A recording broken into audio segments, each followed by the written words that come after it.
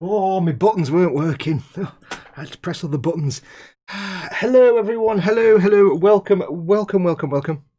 It is Fox from Model Making Guru. It's Saturday. I'm not playing Skyrim. Yay, welcome. To an impromptu clearing of the throat. I do apologise.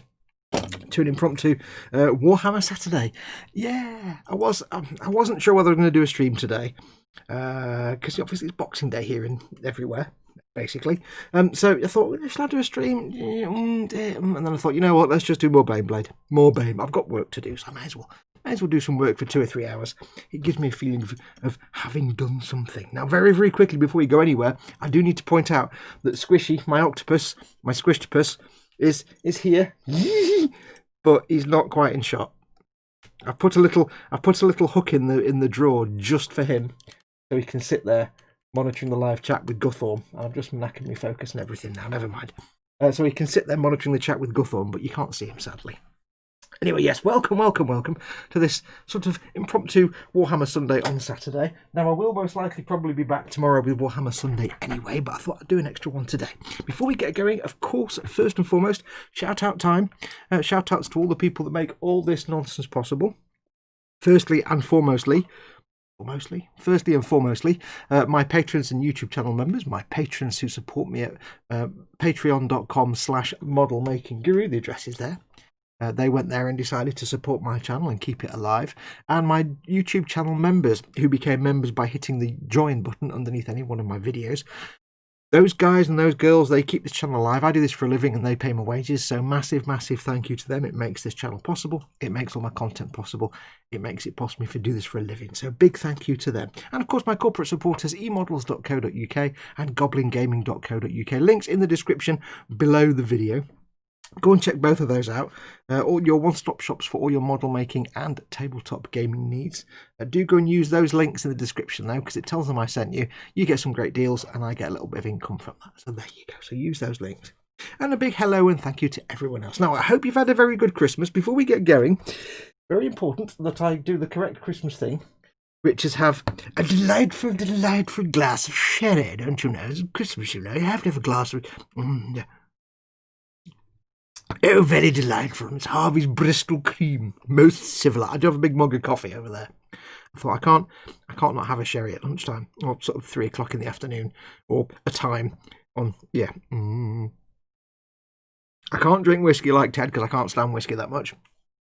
I can't drink beer because I'll get nothing done. I'll just be huffing down the beer. I can't drink wine because wine's horrible stuff. I thought a nice little glass of sherry. Most delightful. Now I will place it over to one side because if you spill sherry, it's hello. Have a beer, Fox, says Plastic Monkey. Thank you very much, Plastic Monkey. A little super chat there of £5. Thank you very not a little. It's a big super chat of £5. Thank you very much, Plastic Monkey. I meant to say when I'm going through the stream. By the way, I've got the chat here, as you can see. That's what happens if you do a super chat. I get to see that. I will have the chat in front of me. I have the flippy floppy lenses though, so that'll be a blur once I get going. So if you want to catch my attention, please do put your comments in capital letters so I have a chance to see them amongst the blur. Or you can, if you want to, like Plastic Monkey did, do a lovely super chat. It puts your comment in a coloured box, puts the animation up there in the corner, and also it helps support the channel as well. So thank you very much for that. I shall have a little snifter for you. I will say hello to everybody first and foremost. I did try and say hello to everybody in chat, but half of you had timed out, so I couldn't at you. But Chris at Gross Models will be in and out. We have welcome Chris. We have William Rayborn. Welcome, William. Frankie goes to Hobbywood. Good Abend. Waiting patiently for the one and only Mr. Fox. It's probably more than one of me, you know. That's a scary thought, I know. We have Mayhem Model Works. Happy day of boxes and that.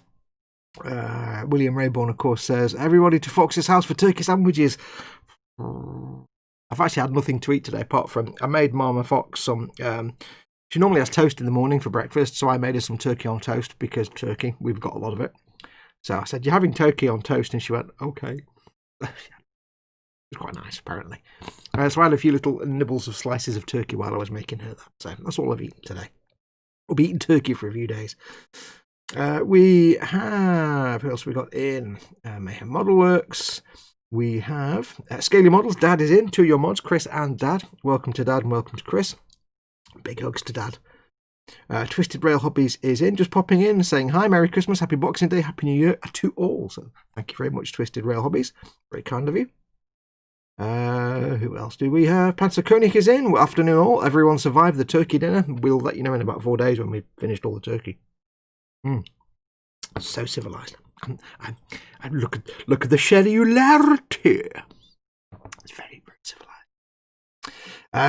Chris at Gross Models. Hello, Dad and everyone. Sorry, I was here and then went away. Chris is apparently doing family game time, and I have other things to do. That'll be cooking and family game time. I hope it's like the kind of family game where everybody hates each other at the end, like Monopoly or something like that. Because it always is at Christmas. Mayhem says, family game time yesterday was Among Us. Imposters. Raging Modeler was playing Mario 64 or Mario 3D All-Stars most of the day and was swearing at sand and water levels. Yes. I spent a lot of yesterday playing Borderlands 3. I'll talk about it in a bit. Mayhem Model Works says, yes. I didn't either, says Panzer, but I did nibble on the odd mincemeat pie at work. I just had a bowl of cereal about 3 this morning, and for the first thing I ate in about a day and a half, says the Raging Modeler. You need to eat more, dude. If you don't eat, man, drink like this, he don't eat, he is going to die. Name that film. Do not know, that's me saying that. I'm telling you not to notice something, I'm not going to read that out. I've read it out now. You're an idiot, Fox. Drink more sherry. Tiny sips, because it's very civilised. You have to drink tiny sips of sherry, because it's civilised. Plastic Monkey, hello, Mike Fox. Hello. I think he means Mike and Fox.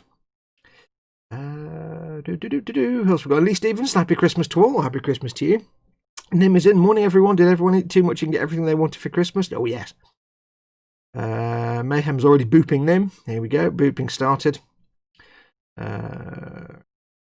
Cool. Hello, Nim. Lots of people saying hello to each other. Too early for this, a scale model muse. Nonsense. Wassail, drink ales. Oh, I don't mind if I do then. Says Mayhem. You've been watching Tudor Christmas, Tudor Family Farm and Medieval Farm thing with that bloke. Wassail, yeah. You know, where they recreate the life on a farm for a year. And I like that series. Sherry, you say? Mr. Wathamstone, I presume, says Mayhem. No, it's Harvey's Bristol Cream. I don't have a monocle, but I should do. Prost, Fox, says Frankie. Prost to you. I don't mind if I do.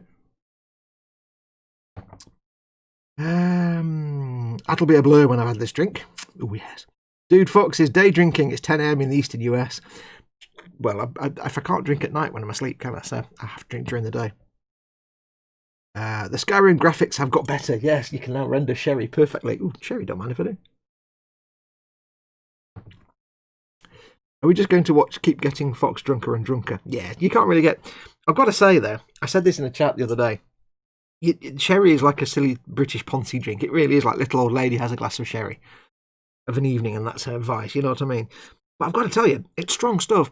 That's why you get these little Ponzi glasses, because if you got a pint of that, you would be battered. You would be illegal in most countries. If you could probably fuel a rocket engine if you...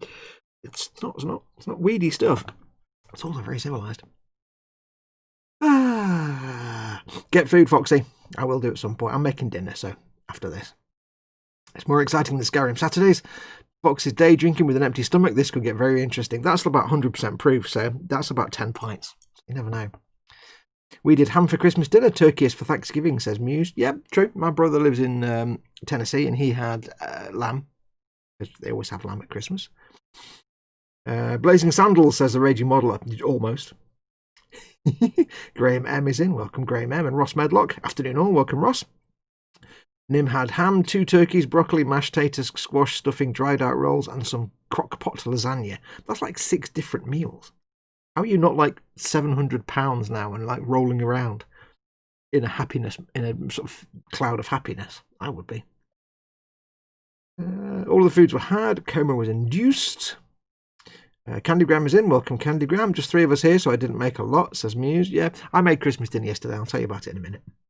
And everybody's saying hello to everybody. I think I've got everyone. Yes, Mayhem napping on the couch was a must. Absolutely. Yeah, so yesterday, I hope you all, first of all, Merry Christmas. I know it was yesterday. Happy Boxing Day. There's no real greeting for Boxing Day. I hope you all had a good day yesterday. Whatever you got up to, I hope it was a good day. For the first time ever, I made Christmas dinner, and it was actually all right. The turkey and the roasties and the spuds and the sprouts and carrots and the Yorkshire puds and the gravies, and what else did I do? I think that was it. And I don't do cooking because I'm rubbish at it and I hate doing it. And it was actually quite nice. I was quite impressed at my own cooking skills. I'll have a sugar sherry to celebrate. So yes, I made Christmas dinner and it was most delicious. Never done it before. I've helped make Christmas dinner before. I've never actually made Christmas dinner before. So yes, it was very good. So yes, I hope you had a good day. Very quiet, just me and Mama Fox yesterday because obviously nobody could come around. So we just had a quiet day. One of my brothers got Mama Fox the entire collection of Butterflies on Blu-ray. So she's been watching that yesterday and she's watching it today. I had to remind her how to put a Blu-ray in the Xbox. So she's been happily watching Butterflies. Life is like... Yeah, 1970s British comedy. You like it. And I spent most of yesterday playing Borderlands 3. I got lots of nice presents. I have to say that I only got... I'm not unhappy about this. I only got one model-making related present. But it was a very nice model-making related present. I shall show you. I got many good presents. I actually got... I'll show you. Wait there. I got... It's a true sign of getting old. One of my friends, probably deliberately, I got some slippers. I'm an old man, but they are the best slippers because, yeah. How cool is that? I'm an old man now. I've got slippers, but I'm allowed slippers because they're foxy slippers. So there you go. So I've got some slippers. I didn't get any socks. Thank the Lord. I'm not that old that I got socks. I've got many foods and drinks, many beers, and talking of alcohol, don't mind if I do. Be rude not to. Many alcoholic beverages and foods and things. Only got the one model, and that was from my brother. He said, "What do you want for Christmas?" I said, "Just get me something Warhammer." And I thought, he'll just get me a voucher, which is fine, because he doesn't know anything about it. No, he got me that. Oh, he got me the Land Raider Crusader. Nice. So that'll be a future build video series. I've got all the bolters in the world. So I've got that. So that was from my brother, so thank you, my brother. Very kind of you. That's very, very cool. So, yeah, there you go. So many good presents were had and received, including slippers, because I am old. And if I'm old, of course, that's why I'm drinking sherry. And talking of sherry, rude not to. So, yeah, good day yesterday. Very quiet, but I spent a lot of time. Mama Fox was happily watching Butterflies, so I was twiddling my thumbs. So I thought I'd play some Borderlands 3. And when I first played Borderlands 3, I hated it. It was like, too slow. There's too many guns. I'm not getting attached to one particular gun or type of gun. It's constantly changing. There's too much going on. I'm not enjoying it.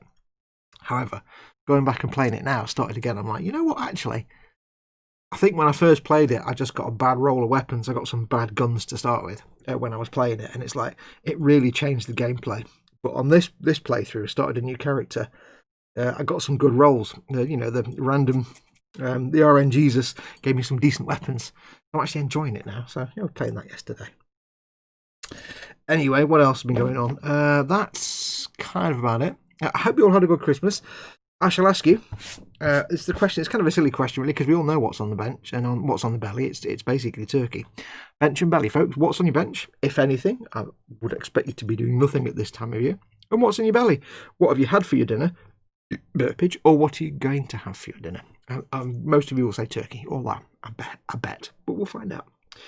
For me, for dinner tonight, we're having turkey obs, but it might just be turkey and chips, and pickles, because we've just got lots of turkey. Slice it up, nice chips, bit of gravy, bit of sauce, some chopped up pickled onions. Oh yeah, quite nice. And then tomorrow it'll probably be Fox's mess with turkey.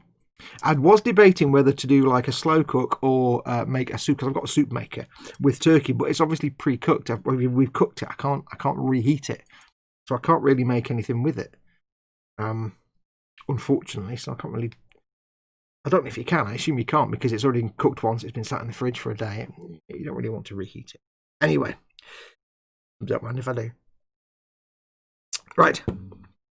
Quick last look at chat. Slipper scale models. Hello. I'm getting text messages. Oh, I've done bench and belly in chat, you git, says Dad. Sorry, Dad. I miss the chat. You know I do. So answer Dad's question. Don't answer my question. Answer Dad's question. I've had a sherry. I can't talking to sherry. Don't mind if I do. Yes, you just put it there. Got an idea what's coming here, but what's on your bench and what? You started typing that as I started talking. Raging model. The difference between myself and Gene Wilder's character is that I haven't had any booze in about 15 years. Yeah, but just shoot with that hand. There you go. Thank you, Dad. Belly is still rich food. Pokes with a fork. Yep, overdone. Made Xmas dinner, phone local pub for delivery, says Chris. No, I made my Christmas dinner. I actually, I did the turkey, I did the roasties, did the spuds and the carrots and the sprouts and everything. Made it all myself with my own making and the Yorkshires and everything. Now, yeah, the spuds, the roast spuds were frozen in goose fat and I just cooked them. And the sprouts were frozen and I cooked them. The carrots were real carrots and the potatoes real potato. The Yorkshires were Aunt Bessie's, so they were just so it's not like I'm not kneading Yorkshire puddings out of like grain into my own design. I'm not doing that kind of cooking because that's silly. Why not? Why do all that trouble when you can just get it pre-made? Just warm it up. It's a lot easier. Tastes just as good.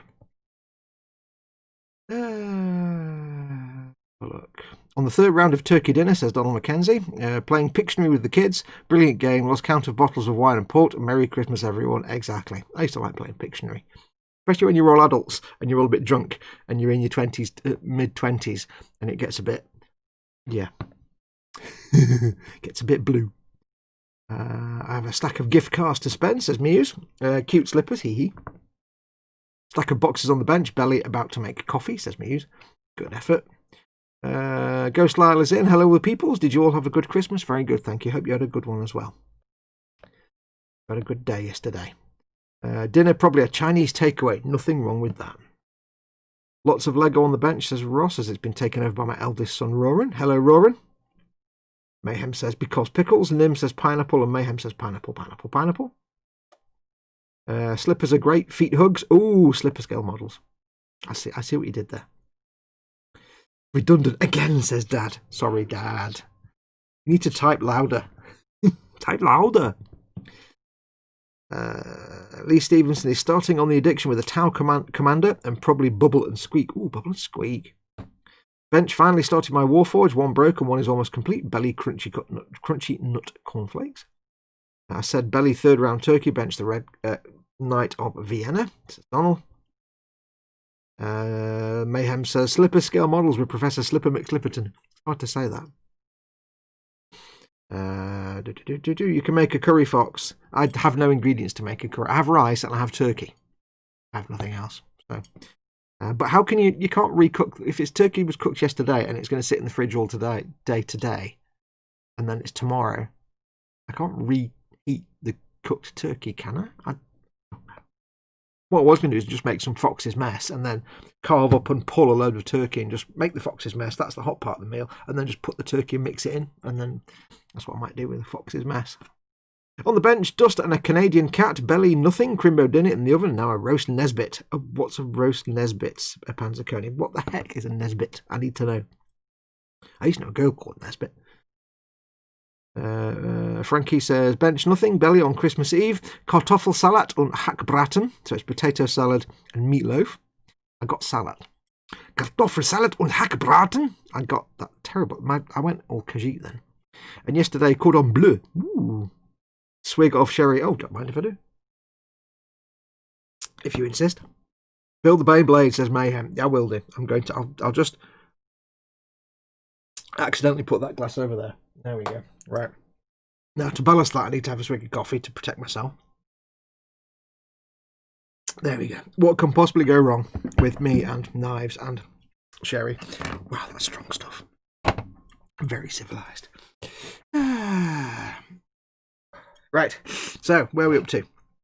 Well, we built a small turret on Wednesday. We sorted out the big gun. That's on there now. It's all cleaned up, and I think it's looking pretty. I just put the lenses on. I think it's looking nice and clean.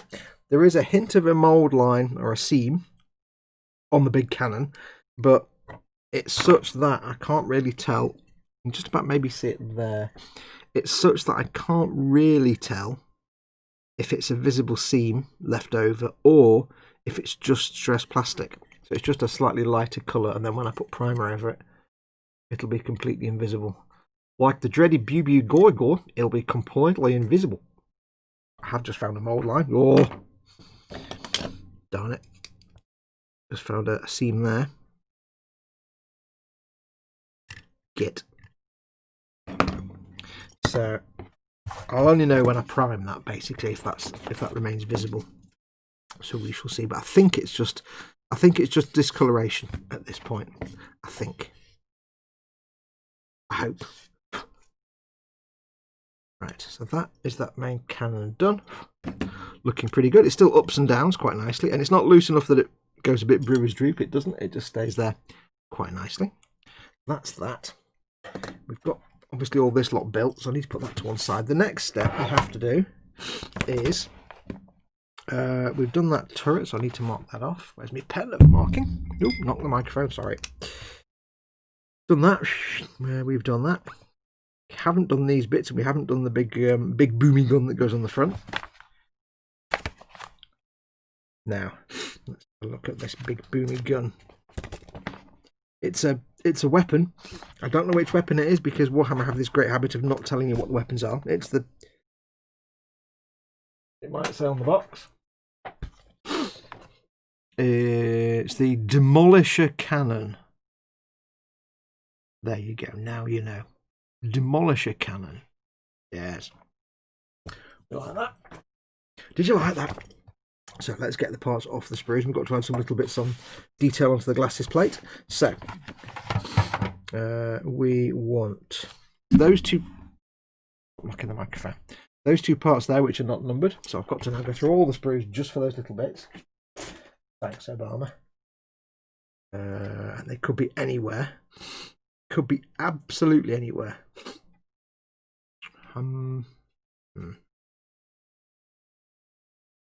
There's is that the Demolisher Cannon part? I think it might be. That bit there we need. And we need the big bulbous piece. Bulbous. That can go there. This is the first time I've ever done a live stream with alcohol in my system.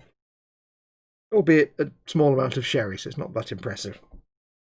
Not that sprue. Not that sprue.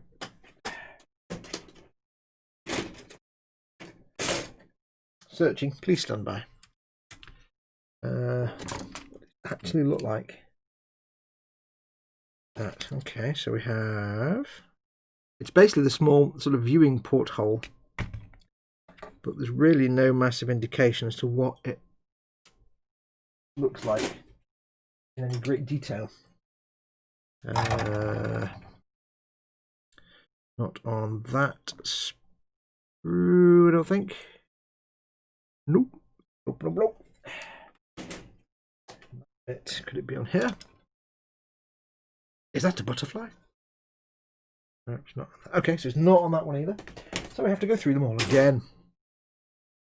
Deepest of size. So I need this piece anyway. Well, there's the bits for the cannon. Got to be where? Oh, there it is. Is that the aha? Aha! Is this our chance? There's that piece there, and that piece there. There we go. There we go. That tiny little bit of plastic there that looks like it's just a piece of that. Wow. Vague. Let's get the bits. This one here. Anyway, yes, I hope you all had a good day yesterday. Like I say, it was a quiet day here today, yesterday, but that's fine. That's fine. It's weird not having visitors. That was certainly strange. That was a bit weird, but you know, not the end of the world. It was, in a way, though, it was weird not having visitors, but it was also quite nice just to have a quiet Christmas. You know, Mum and Fox happily watching the Blu-rays and me doing whatever I was doing. What else do I need? Got that bit, I've got that. I need the two halves. I need the two bulbs. There they are. Bulb. Ball parts.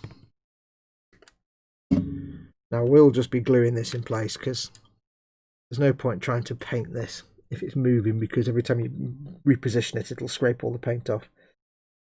So that should be all the parts we need for the moment. I've got the sniffles again already, so apologies for all the potential sniffing that's about to happen. That's quite a simple little bit of assembly there, no big complications.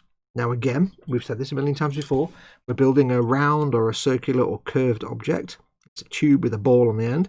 So what I need to do is glue it together first and then sort out the gaps and the nubs. Let's get that done first. Oops, kaplink. I shall get a little bit of glue on there. Touch around the edge. And quickly get that together. And then run it along. Like that, to see.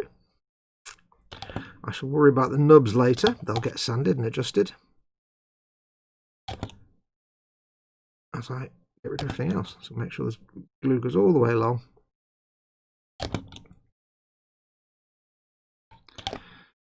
A few seconds, a bit of a blow, and then squeeze. Squeeze.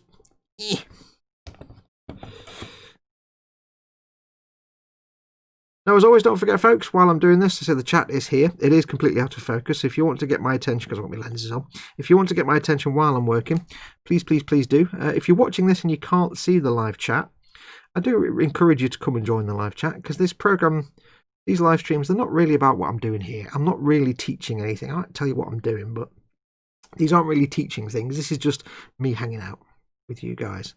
So please do consider coming along and join the live chat. Just click on the YouTube icon that's down here in the bottom right hand corner of the video player somewhere at the bottom, and that'll, where it says YouTube, and that'll take you to the YouTube page where you can carry on watching, and you can also join the live chat. And you should do, because it's fun. Do feel free in the chat to ask me anything you want. As I've said before, my chats are always Ask Me Anythings. Effectively, you can ask anything you want about anything you want. Not religion and not politics, obviously, because I don't talk about such things. Anything else is absolutely fair game. So do feel free to ask all the questions in the world. But if you want to get my attention, do put it in capitals, do a super chat, just so I have a chance to see it. Squeezing. Right, that should be dry enough for me to put down. There is a super chat. I have spotted it. Not lifting my lenses up yet, though.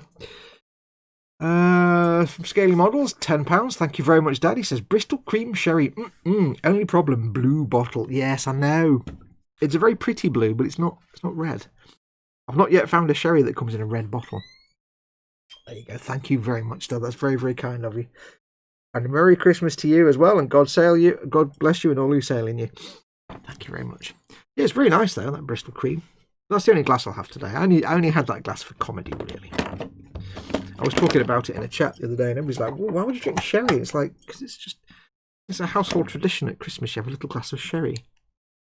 Before you have your Christmas dinner, when you have a glass of wine, when it comes to lunchtime on Christmas Day, have a little glass of sherry.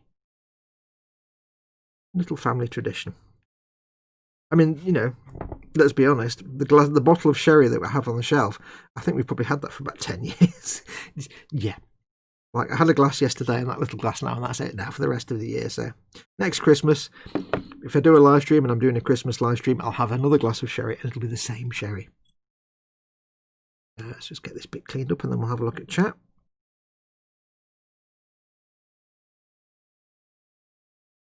Yes, it was a quiet day yesterday, most enjoyable. Didn't watch any TV, none whatsoever.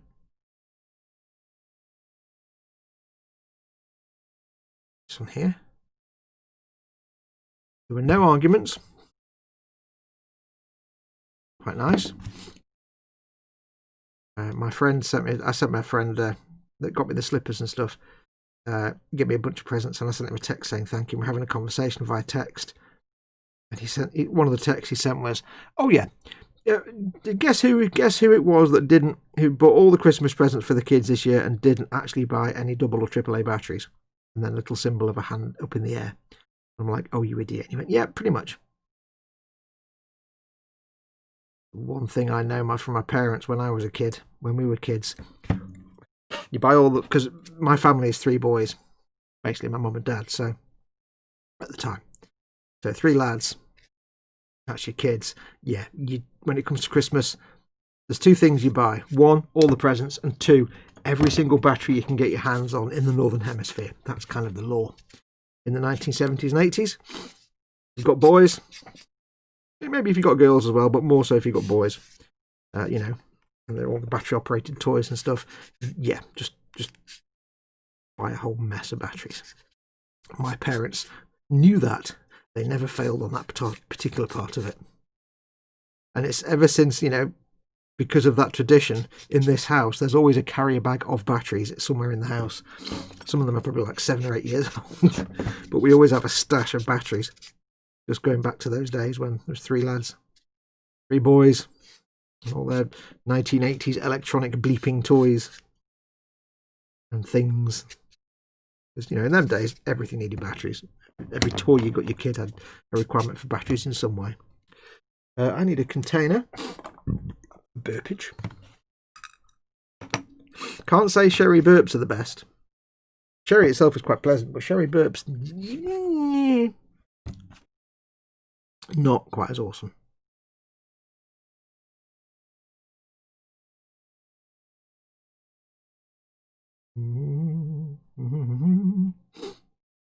All right.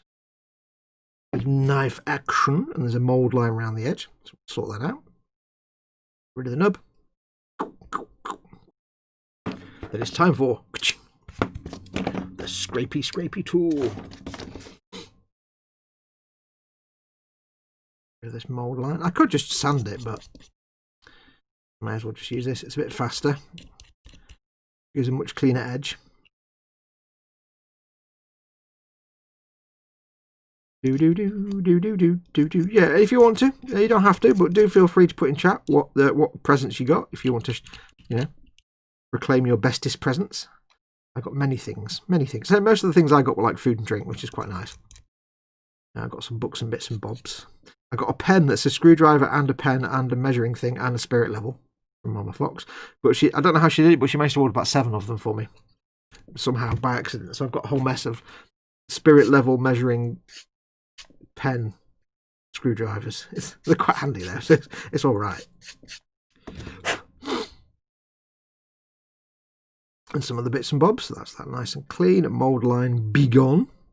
I didn't need to sand it then, actually. I don't know why I did that. And this last piece here, and then we'll have a look at the chat. Bits nipped off.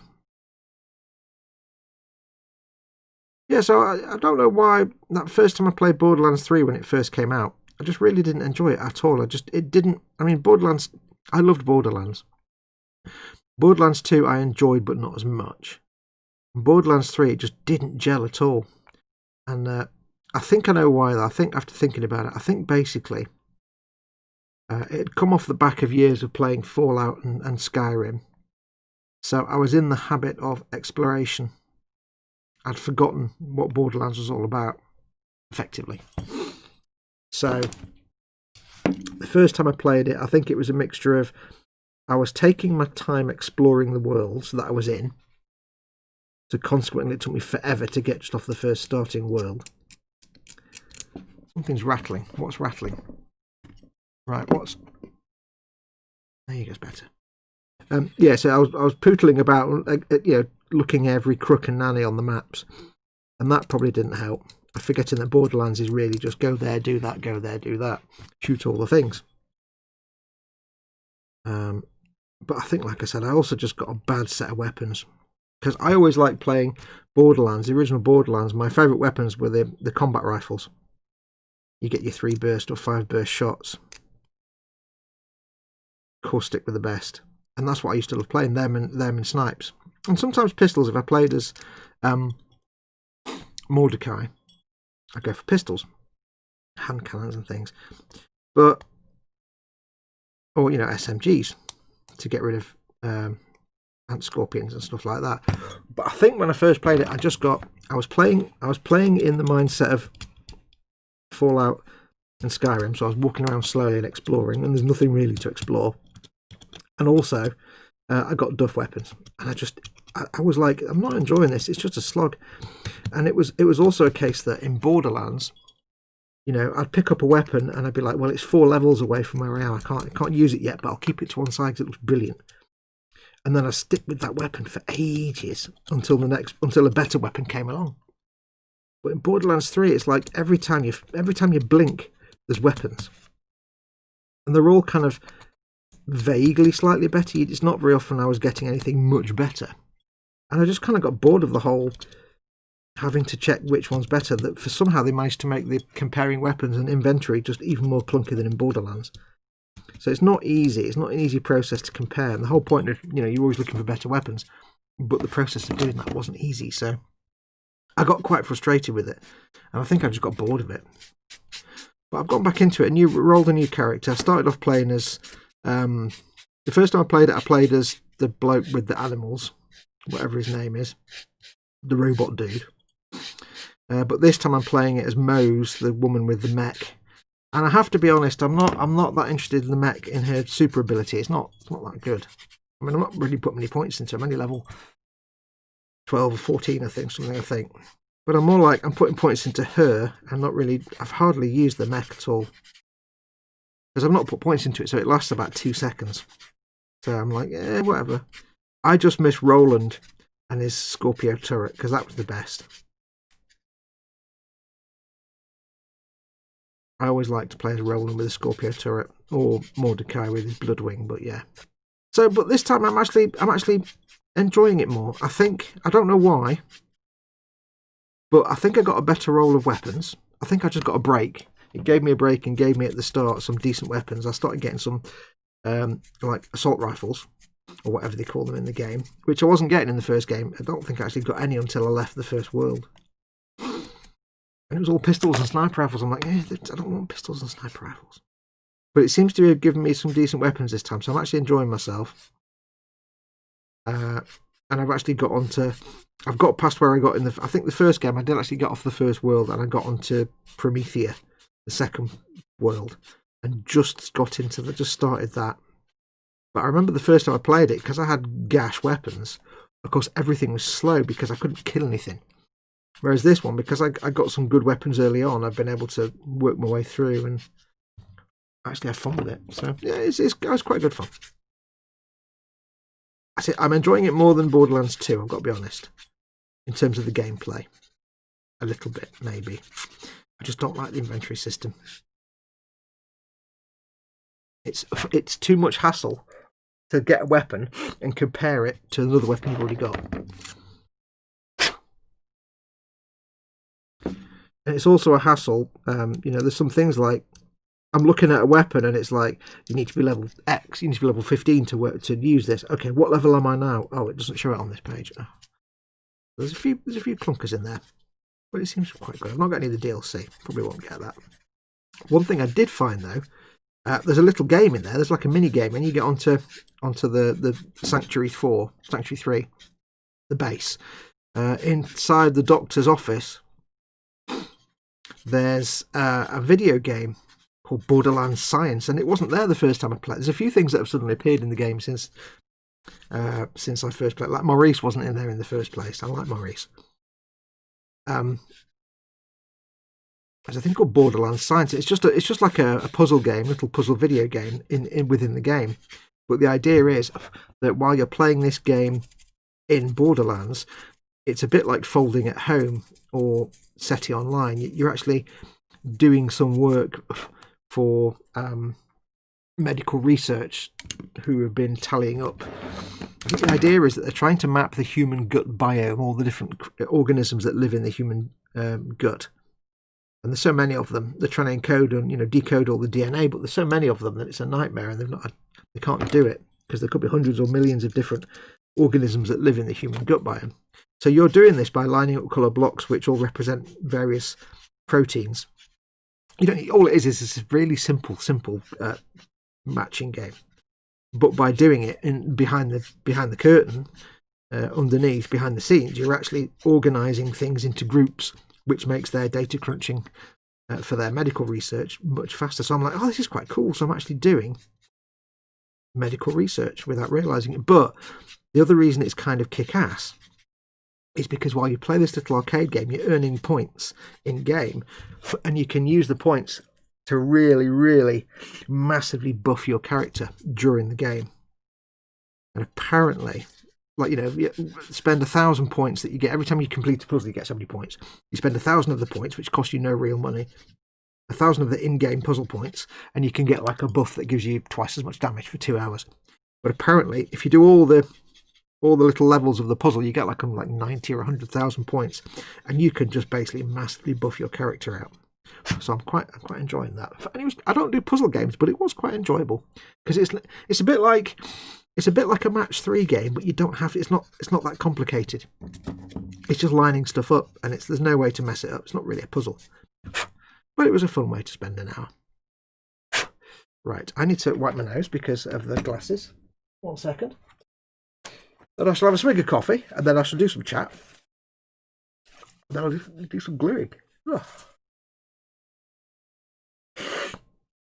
Oh, I think I've discovered it is the glasses that make my nose run because the extra weight of the lenses pushes it down. Right, so that's nice and clean. So I shall put this to one side. What I will do is, when that's assembled, I'll just double check. If there's a little bit of a gribbly plastic there, I can use some extra thin to smooth that down. Right, let's have a look at chat. Where are we up to? Dad, super chat. Thank you very much, Dad. That's very, very kind of you. Nubulation, says Edward. Hey, Edward, how you doing, my friend?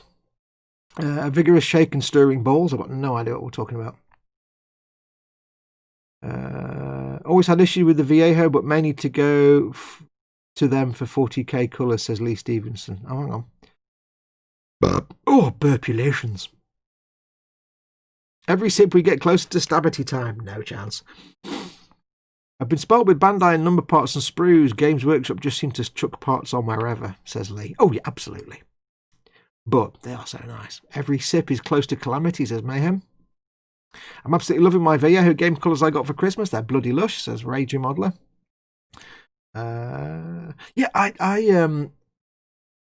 In my opinion, this is just purely my opinion, so don't take it as science.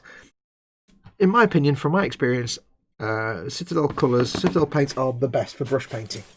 But absolute second after that, and very, very close second, is Vallejo colours. I do like using both. I just prefer using Games Workshop. But yeah, I do like... I've got a lot of Vallejo paints. I never got on well with the ammo paints. I love the Vallejo paints. I really love the Citadel paints. Nubs, says Mayhem. I did a Metal Earth model the other day. Sprue numbering is a concept for them either, says Orb505 Gaming. Welcome, Orb505 Gaming. How you doing, my friend? Wonder if anybody's here thinking, this isn't Skyrim.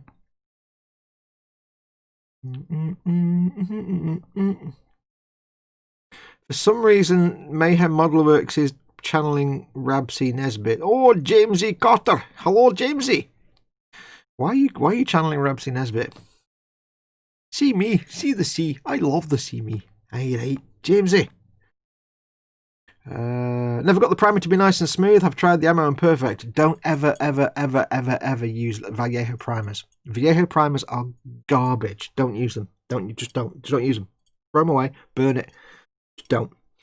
If you want to use rattle cans, use Tamiya, Citadel, or Army Painter. If you want to do airbrushing primers, use Ultimate Modelling Products Ultimate Primer if you're in the UK. Vallejo Ultimate Modelling Products Ultimate Primer. Ammo by Mig One Shot Primer or Badger Steinal Res. They are all the same thing, relabeled. They're all Badger Steinal Res, and it's the best non-lacquer primer you're going to get for airbrush. Absolutely, just don't put others in chat. You don't need to. They are just the best. Ultimate stuff is mostly UK. You can get it elsewhere. If you're in the US, it's going to be Badger Steinal Res or ammo. If you're in Europe, it's going to be any of the three, but probably ammo. But it's just the best, easiest to use, less complicated airbrush primer you're ever going to use. Trust me on it. Trust me. There are other brands out there, but why go for something else when you've got one that works perfect? Don't use Vallejo primers. They are garbage. Throw it away. Burn it. Just pour it down. Well, don't pour it down the drain, but you know what I mean. Have tried the ammo primer and perfect. That's because it's Badger Standard Res, which is the best primer. Ultimate is also Badger Standard Res. They're all just relabeled. Good stuff. I'd absolutely only use Ultimate Primer now because it's the easiest one for me to get. But I've got some. If I can reach it without knocking all the things over. That's the Ultimate stuff. I also have the Ammo One Shot, which is the same. Also, Layer of Dust. It's the same primer, just different. It's all Badger Steinal Res relabeled. It's actually tricky to get Badger Steinal Res over here in the UK. You can get it. It's a lot easier to get Ammo or Ultimate. Right. Where are we up to? I use Tamiya or Mr. Finisher primers. Tamiya primers, rattle cans are the best rattle can primers. They're lacquers and they're nice and durable. Closely followed by Citadels, which is far too expensive. And the Army Painter ones are good. They're very good. But Tamiya by far.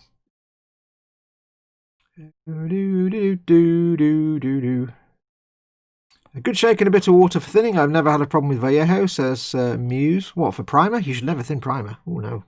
Unless you mean paints. In which case, yeah, I like Vallejo paints. Vallejo primer sprays best through a larger needle and a higher pressure. No. You can get good... Here's the thing with Vallejo primer. You can get good results with it. It can work. It does work. But to apply like the Ultimate stuff, you go like this. Or, Badger or whatever it is. That's it. Put it in your airbrush, spray it on. With Vallejo, you've got to get it pressured just right. You've got to spray it in just the right. It's got to be the right temperature. It can't. The golden rule of a primer is it should be idiot-proof, it should be sandable, and it should self-level. Vallejo primers are not idiot-proof. You have to get it just right to get the best results. If you get it not quite right, it just doesn't work. It's not sandable, really. If you try and sand it, it balls up and it comes off. And it doesn't always self-level. No. I know some people can use it quite easily and they get good results with it, but that's because they're doing it exactly right. No, can't. I want to be able to just turn my airbrush on and go and spray it on, and it's perfect. That's what the Badger stuff does. Trust me on this. Chris at Gross Model says 3 boys, my family. 3 boys, Fox, Stout and Gerbil. Yeah, Gerbil is the little runty one. Burp says Mayhem. Mostly got food and clothing and a year's supply of links and some epic wireless earbuds. It's not a proper 1970s Christmas, 1980s Christmas if it doesn't get a pack of links. I used to use links, but I don't know why. It's just horrible. Lately, they must have changed something because I used to use links for years until like about 2 years ago when for some reason at the end of every day I would stink like a Grimsby fish yard on a hot summer's day. And when I stopped using links and used other deodorants, it was like, okay, that wasn't me then, it was the deodorant. It just, I don't know, they must have changed something. Horrible. I don't use links now.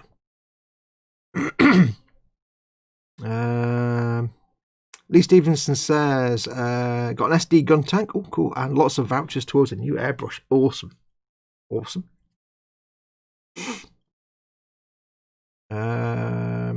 Raging Modeler says, presents were a big-ass dead pillow. Big-ass dead... Oh, D&D. Oh, it's a pound sign. D&D. I've got you. A big-ass dead pillow. What? You missed a hyphen out. You got a big-ass pillow. Not a big-ass pillow. Hyphens, dude. Hyphens. Put your hyphens in. Vallejo Introduction, Advanced and or Paint Set, a Warhammer Fantasy Chaos Lord, and Orc Megaboss. Cool. I must go make breakfast, says William. Awesome. Tell us all about it when you come back and enjoy it. The pens are awesome. Always used to carry one in meetings as they had a scale rule for measuring off plan. Let me show you. It's quite simple, but it's actually quite cool. It's just like that. It's got measurements in centimeters and all different things. It's got a spirit level. Woo. It's got a pen. It's got, if you can get it off, it's a bit tricky. Oh, it's a screw thing. There is a screwdriver in there, little Phillips head. And if you can get these off, it came with a load of extra inserts for the ink. Because I got it out of the box and I'm like, there was no instructions in it. It's like, what are these little sort of needles with blobs on the end? And it wasn't. It was refills for the ink reservoir. Yeah, quite cool that. That'll find some use.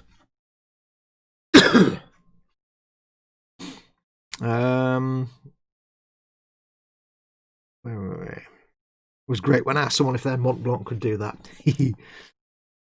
Mayhem says, everyone asks me what I like. They know what I like and need, but then they proceed to ignore it and buy me things.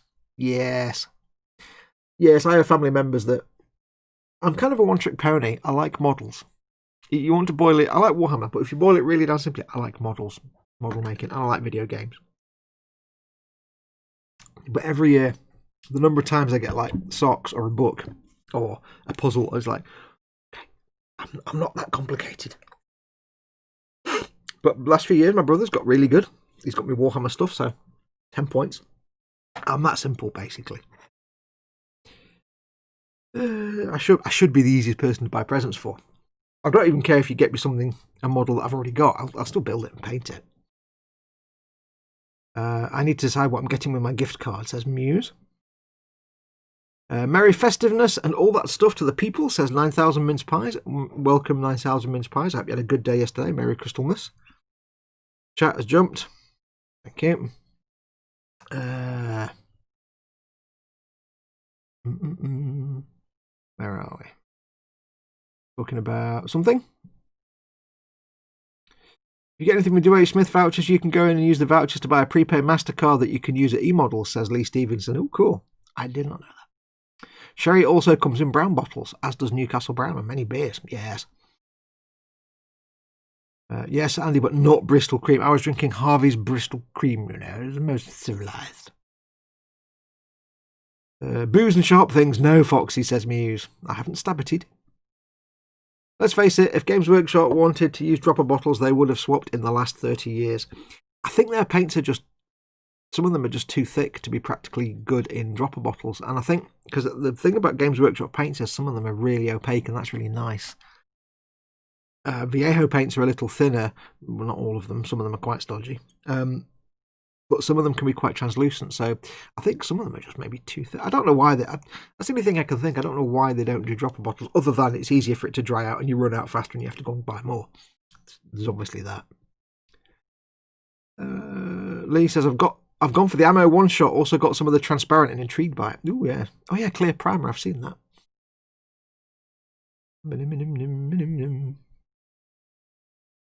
Fox Citadel. Oh, I'm gone. Citadel aerosol primer is high coat relabeled and extortionate price, says Panzer Koenig. It could be. I don't know. I'm not doubting that. It's very expensive. It's clearly just a rattle can like a primer.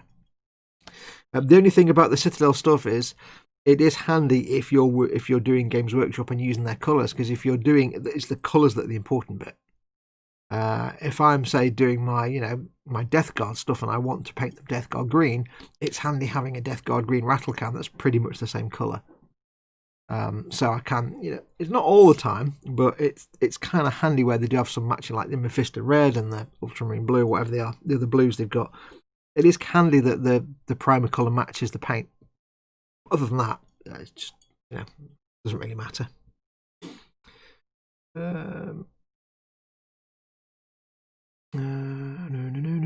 Everything's jumping.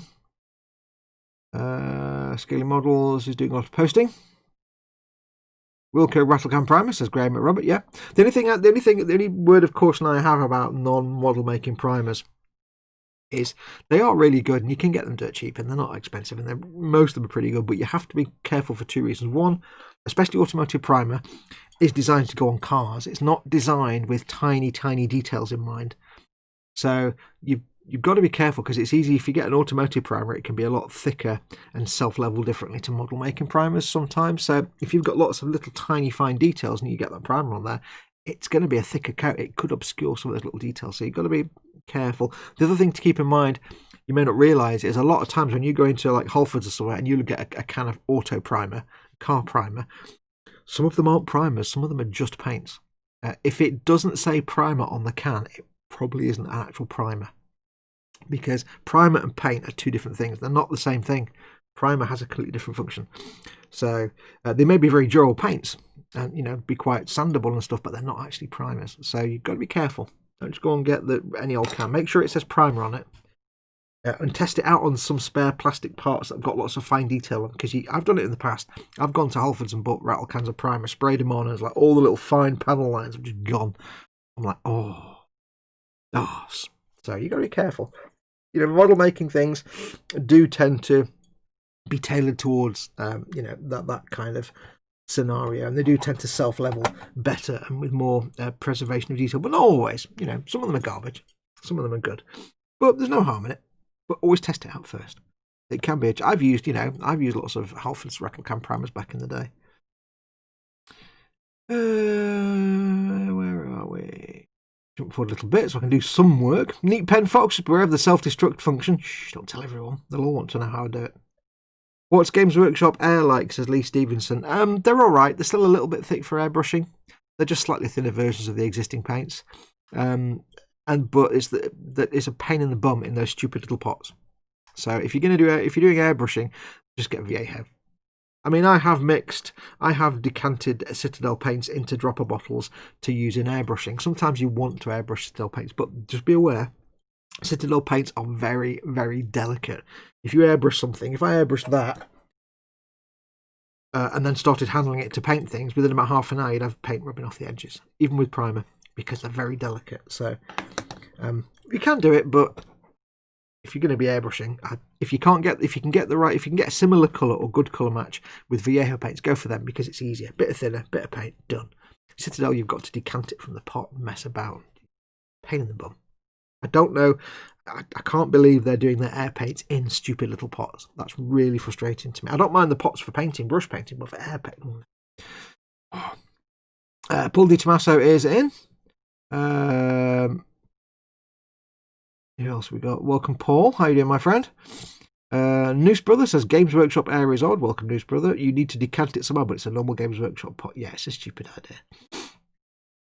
Edward Leonard says, I bought myself a jellyfish tank for myself for Christmas. Oh, yeah, you've got your jellyfish. I want a jellyfish. I want a jellyfish tank. Because you can't really see him, can you? Not an octopus. He's a squishtopus. He's my jellyfish. It's called Squishy. Thank you, Jacqueline. Yes. You can't really see him, sadly, but he's there. He's there. Where are we up to? Phil Lewis is in. Good afternoon all. A very Merry Christmas to you all too. Merry Christmas to you, Phil. How you doing, my friend? I may keep with Viejo or Ammo, says Lee. I wouldn't recommend painting. Well, if you're going to use Ammo paints to paint with, and you're not an experienced airbrush painter, don't use Ammo paints. They are really good, but a bit like Viejo primers, you have to get them exactly right. Viejo paints, you just slap them on. Citadel paints, when you airbrush them, you just slap them on. Tamiya paints, when you airbrush them, you slap them on. Ammo by Mig, if you slap them on, you get an orange peel or glossy surface. You have to do them as thin mist coats. You have to get them exactly right, or they can do a real bad paint job. So go careful with ammo. I tend to suggest that ammo paints are great for more experienced airbrush users and not for beginners, because they're not beginner friendly at all. Right, what are we doing with this now? Shut up. If Barker was around, he'd be roaring about Army Painter paints, says Mayhem Model Works. I've never used Army Painter actual paints, I've got to be honest. I've used their primers, and they were most pleasant. Right, so we need to glue this little doodadid on here. This goes like the... Hello, Mama Fox. Oh, she heard me. She hasn't got headphones on. This needs to go into Jon Holland Gefahrten here, like this is richtig. In there like that. So let's take this little turret off. Got to take a turret or two. That's going to go on there. Oh, idiot fox. That doesn't seem... That seems a bit odd. It seems upside down. There we go, do it that way, you spoon. That's weird. Got this big moulded lens detail on there like that. You see that yet? But you actually put it on that way. So that bit's inside, which makes no sense at all. I mean, it does because... Oh, I know why. It's because you could theoretically have it open. You can actually get my head in the way. You can glue it so it looks open. But the problem you've got there is there's just nothing inside to show off with that open. So we'll be gluing that closed, I think. There we go. Let's get that glued on. And then this sits on the top. So I'll stick the thing on the top first. Where's that bit gone? There it is.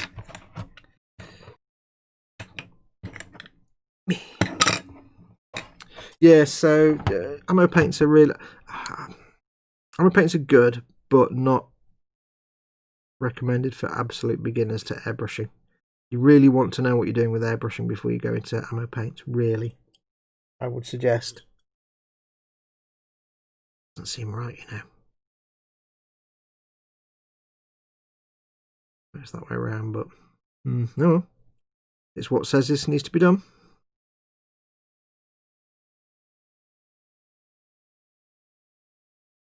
I wasn't that keen on the ammo paints for brush painting either, to be perfectly honest. They were alright. But again, they had this kind of odd sheen to them. I think they're really designed specifically for airbrushing, to be perfectly honest. And that, you know, when you get them right, if you do them right, don't get me wrong, if you know what you're doing and you get the application just right, which is basically lots and lots of thin misty coats, you can't splob it on. You have to do a mist coat and then dry it with air, mist coat, dry it with air, mist coat. You can't just do one thick coat or two thick coats like you can with some other paints. If you get it right, if you do it properly, they can look really great. They are really quite nice paints. Again, they're quite delicate though, but they do look nice. Don't get me wrong. But I don't think they're beginner friendly in any way, shape or form. That goes on there like that. That little viewing... I think I've got that the wrong way around. I think I've got that way and not that. Oh, never mind. It's too late now. It's glued on now. Okay, I've got that the wrong way around, but it doesn't matter. Remember, I'm doing this for myself, not for anybody else. So I could try and take it off, but it's going to look a bit ganky, I think. If I try and take it off now, is it going to make a mess? Yeah, it's going to make a mess. Ah, well, never mind. Doesn't matter. Remember, this is a test build. This is for my own fun. So I know next time. Yeah, I basically got it sticking up the wrong way, so it doesn't matter. That's fine. This one isn't going to get sold, or well, it might get sold. I don't know. Probably not. It might not. I don't know. You watch me. I'll make it, paint it, and then I'll sell it. Probably. But like I've said before, this particular build is my test run to see if I enjoy the process. Because I've said before, if I enjoy making this particular model, I do this with any model I make. I always make one for myself first, either with the intention of not selling it or I might sell it. But the whole point of this is, if I don't enjoy this build, I won't ever make one to sell it because I don't want to just go through have to making it again. But if I don't mind the build and I'm enjoying it so far, then it means in the future I can make more of these just to sell. There you go. But I messed that bit up, but never mind, doesn't matter. Doesn't matter. Hammer and Fox, hope you had a good Christmas too, says Phil. I must have had a lot of luck as I had no problem with Viejo primers, just thinned a bit and set the pressure to low. You should never thin primers, that's the point. That's the thing about Viejo primers. If it's too thick to spray, it's not a good primer. A primer isn't a paint. If you thin a primer, you're stopping it doing what it's designed to do, which is to adhere to the surface and provide a bonding surface for the paint. They always adhere either chemically or mechanically. Either they simply just wrap around something, so they either chemically bond to the plastic, or they wrap around it and you can't get them like a sleeve. But if you thin them, you're chemically altering them, and that's stopping them being as effective. But that's the thing I said about Violet Viejo. If you get them right, if you do it right, they can be really good primers, but you have to get it exactly right. It's too much of a pain in the bum. I want to spend hours fussing and carefully applying paints. When it comes to primer, I don't care. I just want to get the primer on and move on to the paint. The primer is purely a mechanical utility thing. I don't care to put enough effort into it that takes me more than 10 minutes to spray it on. I just need to get it on. Paints I'll take my time with. I'm doing pre-shading and blending and stuff, but primer, I just need to get it on. Anything that requires me to do special mixing and farting about, I have no time for that. But like I say, it's not like you can't get good results with it. Yeah. I've also never found it to be very sandable. I have used Vaho primers, by the way. I'm not just making this up. I found it not to be very sandable, but again, that could be maybe I didn't apply it correctly. I don't know. It's like ammo paints, it's just not for the beginner, really. Has anyone used an electric shaker intended for use with nail polish for shaking small bottles of paint? How well do they work? Never used one. Never had the need to. Never felt the need to. I just get a couple of little glass bowls and put it in the pot, and there you go. But yeah, they work quite. As long anything that shakes the bottle will work absolutely fine. I know not everybody can sit there and shake a bottle because you know might not be something you can physically do. So bottle shakers can be quite handy. Fox has sussed the point of having detail on the inside of the vision port. Yes, in case you haven't wanted to have it open, but there's no interior. There used to be a forge wheeled interior for the Baneblade, but not for very long. And I don't know if it was for the forge wheel Baneblade or for the plastic Baneblade. There's probably 3D printed ones you can get, but there is no actual internal model for this. You could scratch build one. And in reality, once you've got all the stuff on, you probably would just see darkness anyway. But yeah, it's kind of handy. It's nice that they put it on there if you wanted to have it open. That's the point at which you decide to scratch build the full interior and then add light so you can see it. At least it would be for me, says Phil Lewis. Absolutely, you could scratch build an interior for that. It's big enough. Yeah. I mean, this is what I love, though. The thing about the Baneblade is, if you don't know about the Baneblade, this is massive. A person is that tall.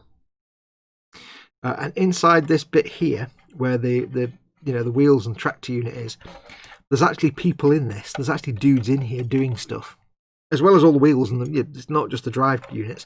There's dudes in here doing things.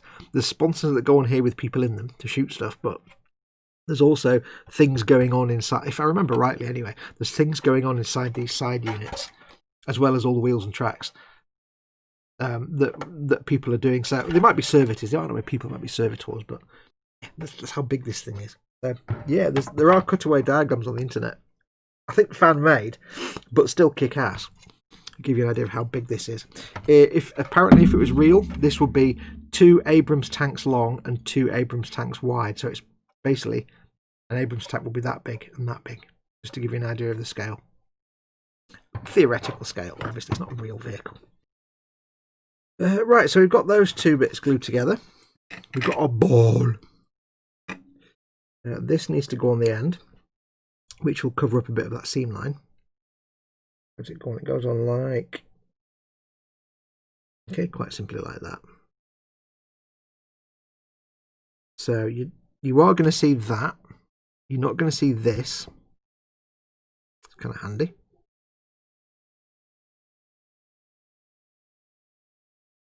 That's not the right part. Is that the right part? Is that the right part? I don't think that's the right part. Hang on a minute. It looks good, don't get me wrong. I think that may not be the correct part. Let me scout around. Or to quote Greater Manchester Transport from the 1980s, let me hound around for around £1. I don't think that's the correct part. I think that does not look exactly like the diagram. But then again, I can't find a part that does look like the diagram. Maybe it is the correct part. That's weird. Okay. Oddness. It doesn't look quite like... I know this isn't really exciting for you while I'm going through sprues. Apparently it is the right part. It just doesn't look... According to this diagram here, it shouldn't have these bits. And there should be a bit here with flat plates on it. But I can't see that on the sprues anywhere. Huh? Am I being incredibly obtuse here or something? Let me get the box. Where's the box?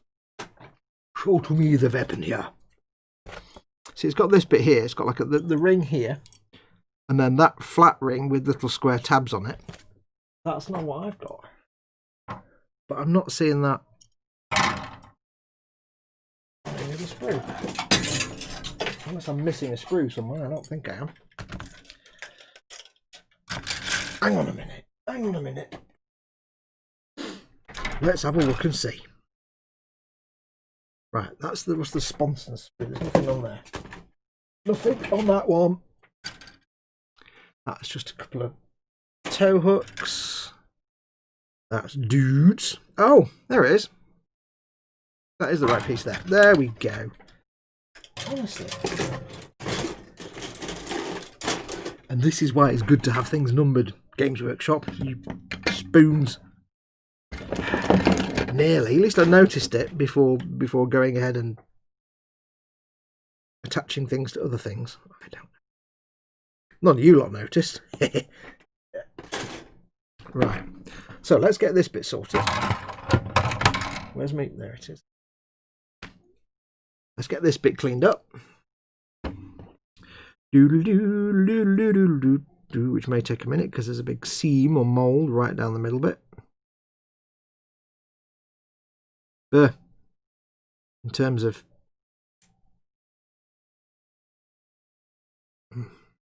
clean up, I prefer the other piece, to be honest. I can hear Mama Fox downstairs. I think my brother's just called. Hello, Ian. He won't be watching this, obviously. He called last night, but he managed to call right in the middle of a Christmas dinner. So I jokingly said, has he called right in the middle of my first ever Christmas dinner? He said, I'll call you back. And I'm like, oh, I was only joking. But yeah, like nothing interrupts my first ever Christmas dinner that I made by myself. Okay, now this has lots of little rivets around the edge. But they're also making it really hard to get rid of the nubs. I may have to sacrifice some of them and reapply them as actual rivets. But they won't be exactly the same size. We've got that thing where there's rivets around the edge and then a mould line in exactly the wrong place, which is a right pain in the bum.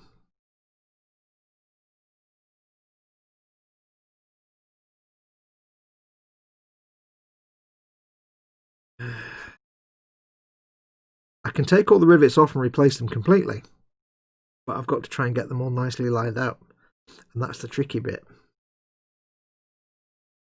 There's like one in the middle of each square slab and then two between them.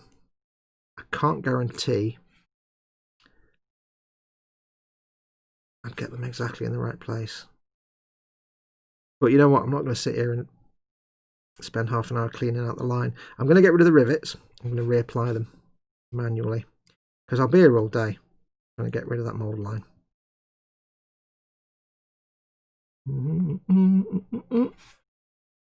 Let's go around and take these off.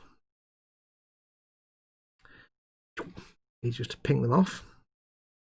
The reason I'm just cutting them off with one slice like this is because it'll leave a little bit of white plastic. Now when I sand these back a little bit, just to smooth it off and get rid of that mould line where it's got one right in the middle, it'll still hopefully leave a little bit of white plastic where it's discoloured from stress.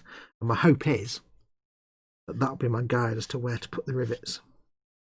Now they won't look as nice and clean and crisp, but they'll look all right. Hopefully they'll look all right. Because I could, you know, carefully work my way between the rivets and sand away all the mould line, but I'll be there for an hour, and I haven't got an hour to work on one single piece. Again, if I do start making these for sale, like build it, paint it, sell it, I've got to think of quick turnaround. So this is part of this plan. Is I'm practicing here. I'm learning what I need to do. Turn this around quickly. Now, in reality, of course, I could just sand all these rivets off. And nobody would ever know. Probably most people would never notice the rivets were missing. But I'm not going to do that. Okay, so a little bit flatter. You've still got some. I'm going to have to just guess where the rivets went now, though. We're just going to rotate this round. Very little pressure. I don't want the sanding sponge to deform and make a curve. I'm almost using no pressure whatsoever. Okay. And then we'll go for the, what was that one? That was 600. Let's go for 800.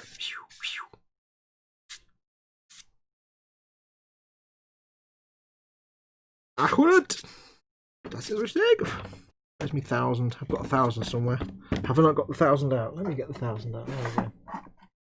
Doodle-doo, doodle-doo, doodle-doo, 1,000 grit. Made to make your mouth water. Now, I don't need to really worry about getting things nice and smooth on this kit, but this will be I think a shiny bit. So, yeah, we'll do our best.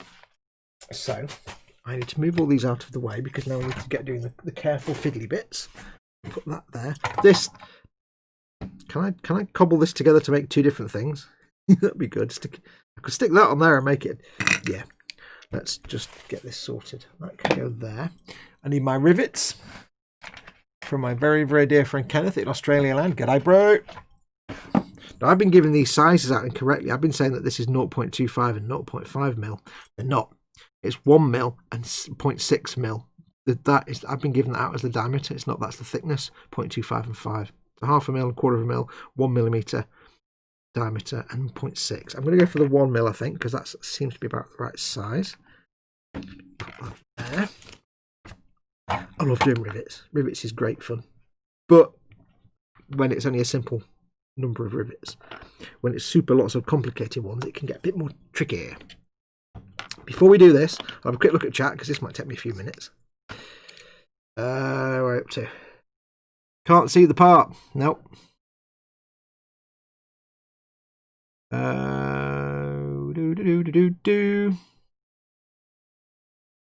Look at Bid Spotter and see what's on there. VAT, not know what we're talking about on there. No idea what we're talking about.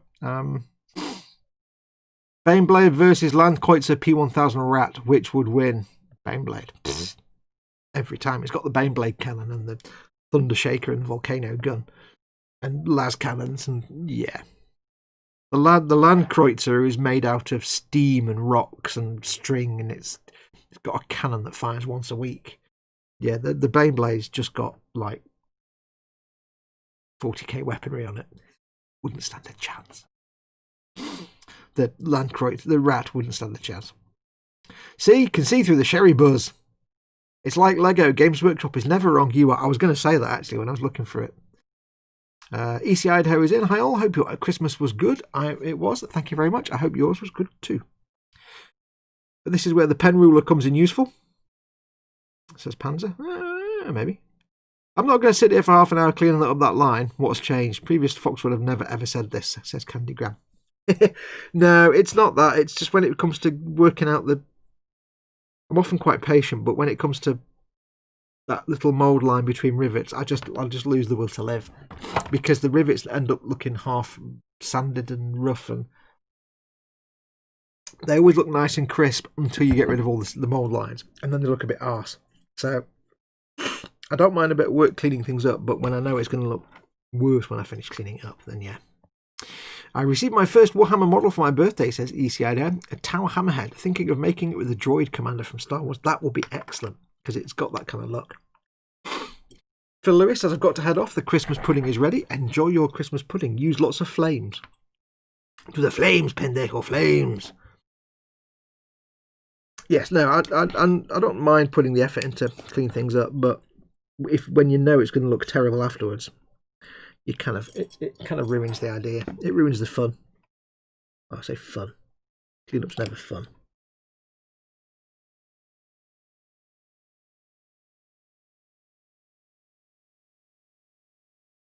Perfect. In fact, what I do need to do is let me find. Let me take you down because I am going to. This isn't going to be big enough, is it? No. I need a fat brush. We find a fat brush that isn't like 6 feet long. That would also be good. Let's try that one. What's this one like? Perfect. There we go. Handy tip if you're dealing with cylinders and tubes. Yeah. Now I'm not having to handle the piece that I'm trying to glue things to, which becomes a bit of a nightmare. So we're going to work our way around. If you remember, there was always a rivet in the middle of each of these flat bits. So the tiniest touch of glue, pick up a rivet, ping, done. I love doing rivets. I don't know why, it's just really satisfying.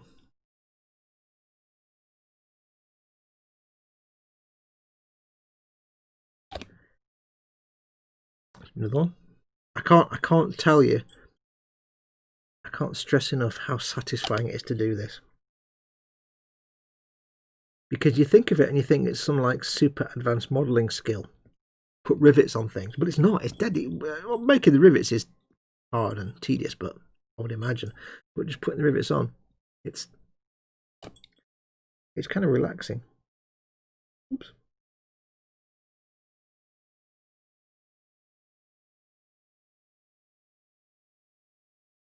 All fun and games until somebody steps on a Lego.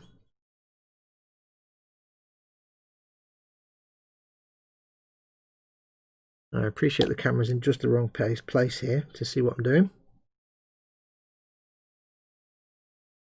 That's them on. Now comes the tricky bit, you see. There's supposed to be 2 rivets between both of those.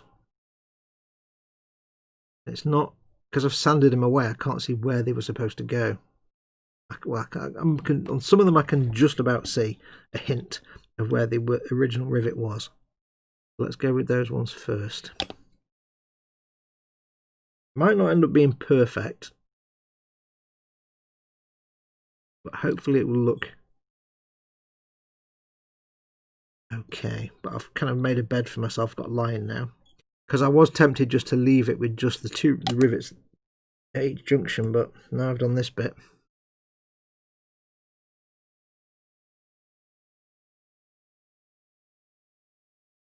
That rivet's gone wrong. There we go. Got no choice now. I've done these 2. I have to do all of them. It's just a case of lining them up now. Now it's not going to be super difficult, but the chance of getting them in such a way that they don't quite look right is exceptionally high. So I'm going to take my time a little bit. The beauty of using this brush is that I can rest the brush on the bench. I can also rest my hand on the brush. Like this, you see, so I can have a nice steady hand. That's not looking too bad. It's not going to look perfect, but I think I'll get away with it just about. That was not quite in the middle. A little bit off, there we go. It's not going to look absolutely perfect.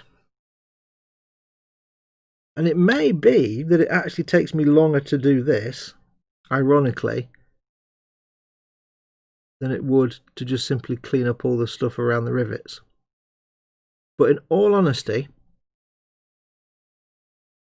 it'll end up with the rivets looking nicer if I do it this way, because they've not been sanded. And also, this is kind of fun, apart from when they roll over like that, which is rubbish.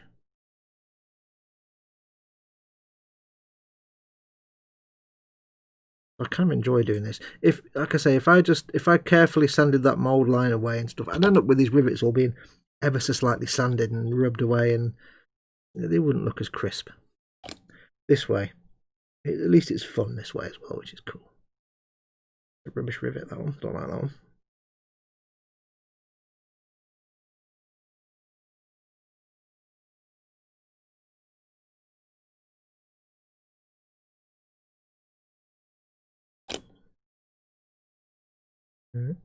Well, will do.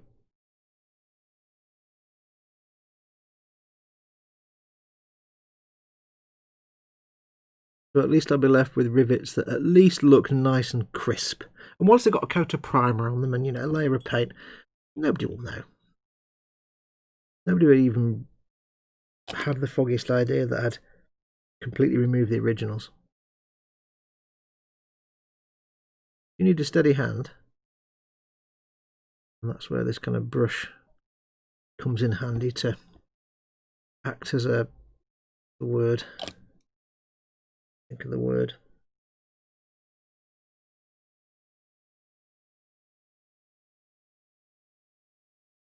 Support, maybe. Brace, that's the word I'm looking for. Brace. Oops. Okay, so that's that.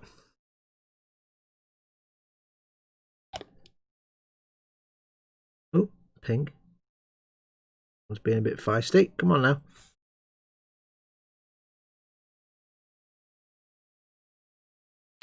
Okay, so there we go. That's not perfect. They're not quite as uniform and mathematically... I'm going to cover these up first.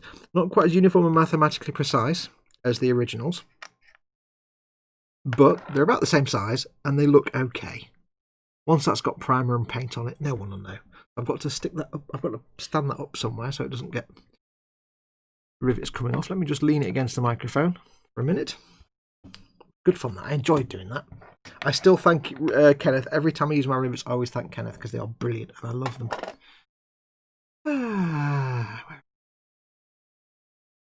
I got a silicone mould for rivets yesterday. First attempt with plaster was a bit of a fail due to air pockets, says Phil East. Yeah, plaster's quite thick. You have to take a few goes to get the air pockets out. These ones are just plastic card punched. It's like a little punch set from RP Tools. I think it's Australia only. Yeah, it's not cheap though either. The Truth Re Lego is always a real... Well, so let me rephrase that. Truth Re Lego pieces. Always a real danger to step up on Lego in this house, yes.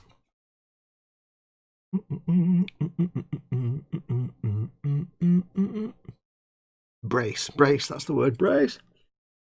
Right, so I need to leave this for a minute to let them dry before I start manhandling it to glue it to the other bit. So what I can do in the meantime is... well, actually, no, what I can do first is I need to double check. That just sits in there like that. Okay, so you can see all of them. Now I've got the correct piece on the gun. Chud. I do need to clean all of that mould line away. So let's put that there. I need to stay on the brush now. Brush can go back up there. Thank you for your service. We need to clean this bit up now. Blade safety. Welcome to model making with DJ Blade Safety. So this, we can use a scraping tool. Remember, this is the line of glue that I squeezed. Actually, no, first we need to get rid of the nubs, don't we? This is the line of glue that I squeezed out when I glued these together. I'm going to carefully get rid of any nubs that I can find without making a flat surface. Got to be careful.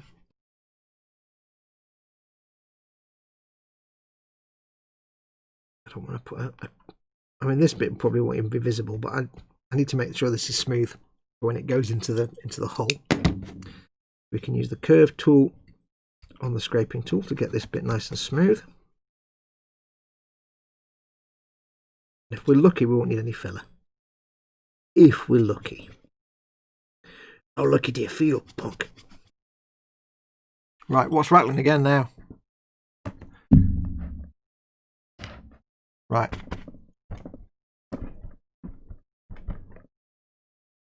Something's rattling. It's doing my bit. It's going to be a bottle. Hang on. It's going to be a bottle of paint, isn't it?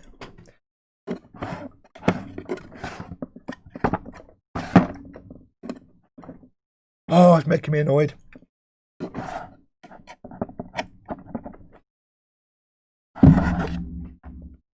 not there. I know I'm knocking the microphone. I do apologise. Now it's not doing it now.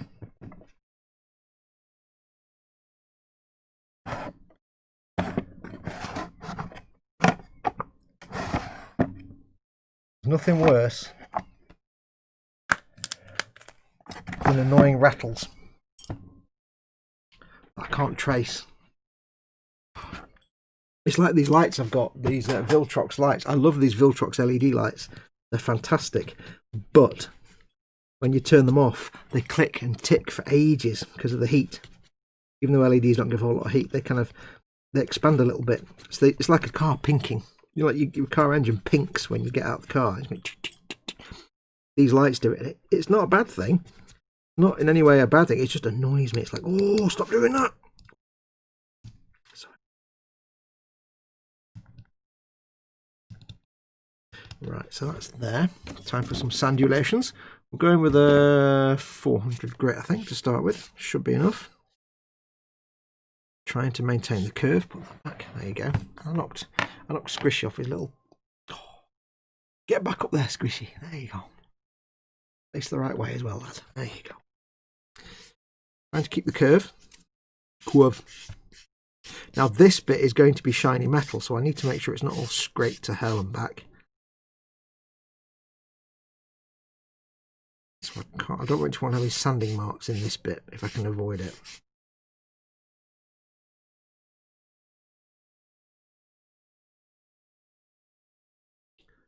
I need to get rid of that mould line, or the gap I should say. There we go. Lovely. Most delightful. Going with the 600. This one, das ist richtig. Yep. This is where I'd normally stop if it was just a normal painted part of the tank, like a camouflage panel or something. But this is going to be a shiny metal part, so I need to make sure it's at least reasonably smooth. Because whenever you're doing any kind of metallic colours, even if it's just brush painting on lead belcher, metallic colours being slightly shiny do tend to emphasise any imperfections in the surface. Which is why if you're using any kind of chrome colours, or if you're painting something where you're going to gloss black, do a gloss black layer first and then go over with a chrome or metallic colour to get the extra shine, it really behooves you to get that surface as clean and smooth as possible. I found that doing the Mega Size Unicorn Gundam, because I did that with C1 Metalizer. That was Ultimate Modelling Products Gloss Black Primer, and then come back, and then a layer of C1 Metalizer buffing powder to get that lovely sort of shiny mirror metal look. And it worked really nicely, but by God, if there was even the slightest bit of sanding mark, it was like a lighthouse. Now I know this is just going to be lead belcher or some similar metal colours and stuff, and it's going to be made to look dirty, so it's not that important, but it's good to demonstrate the principle, dear boy. Now in here, the little recessed bit here, I can't get the sanding in there. That's where your scribing tool comes in. Hopefully it can help just tease out that little bit of glue splooge that's in the middle. Just scrape it away. Might not be perfect, but this will have a bit of a black wash in there anyway, so, or a dark wash. Be quite so bad, but you just want to try and carve out that little bead of glue just to smooth it off.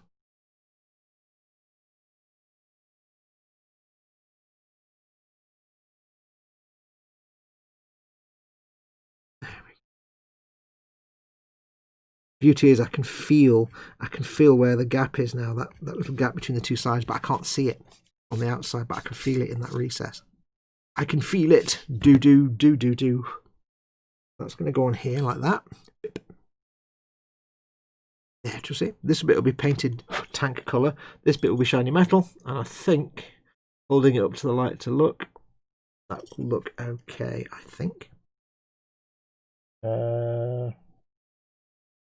I don't think there's any specific orientation. There is, however, rather bizarrely, along the joint here, there was a little gap between two of the parts, like a little notch taken out. So I need to make sure that is underneath, because I don't want to have to fill it. Excuse me. So we need to glue that on. We shall do that first. Also have to make sure that's nice and clean, because although I'm going to paint that black, it'll get a black wash, you can still see inside down that barrel.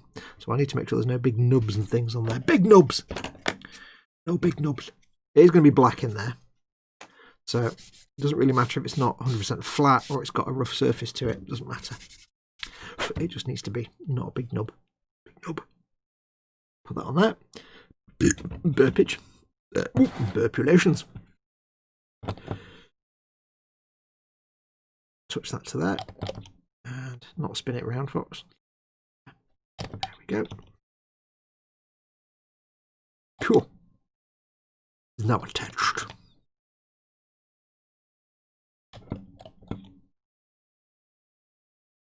It looks like a man head in a very fancy hat, like a steam hat or something. Let's see. Now there is a texture to this barrel here. It's got this like kind of, it's got like striations all along it. I don't know if that's meant to be there. If it's supposed to have like a scraped texture. But I'm going to have to sand it because it looks terrible. I'll have to sand that in a bit then. Put that there for now.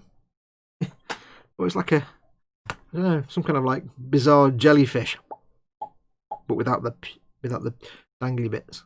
You were matron. What's chat doing? DJ Blade Safety says, always cut safely away from your appendages. Fox. DJ, but I'm glad you got that sort of joke there. It's a reference to Weeble and Bob, to Mr. Weeble, who had a character called DJ Pie Safety, and the fact that you took that around with DJ Blade Safety, I like that. 10 points. Fox, you can buy RP tools here from another company, but they aren't cheap, says Panzer. Excellent. I didn't know that, but yes, I know the one Kenneth's got is probably about 150 Australian dollars. So that's about. Well, it's actually about £4.50, but there you go.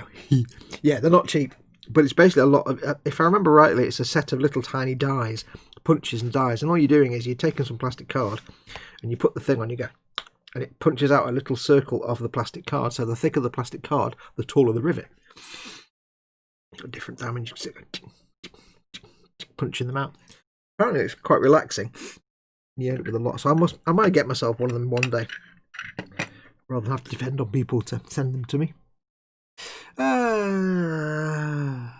Michael Storman's in. Hi, Michael. How you doing, my friend? Well, Merry Christmas. Hope you had a good day yesterday. Ouch, Lego on the floor. Don't miss those days. Yeah, Lego is like domestic caltrops. Started on the custom booster blaster, doing it in the Borderlands colours. Yeah, I remember you saying that. Can't wait to see that. Are you posting up in the boom hut? If you're not filming, you're taking pictures for us to see. Billy says, I just got the Orc Jet, so many options, I'm struggling to decide how to build it. Yeah, I do recommend whatever you do with it. I do recommend you put on the big fat air intake. That's the important bit. Doesn't matter if it's relevant to that particular one or not.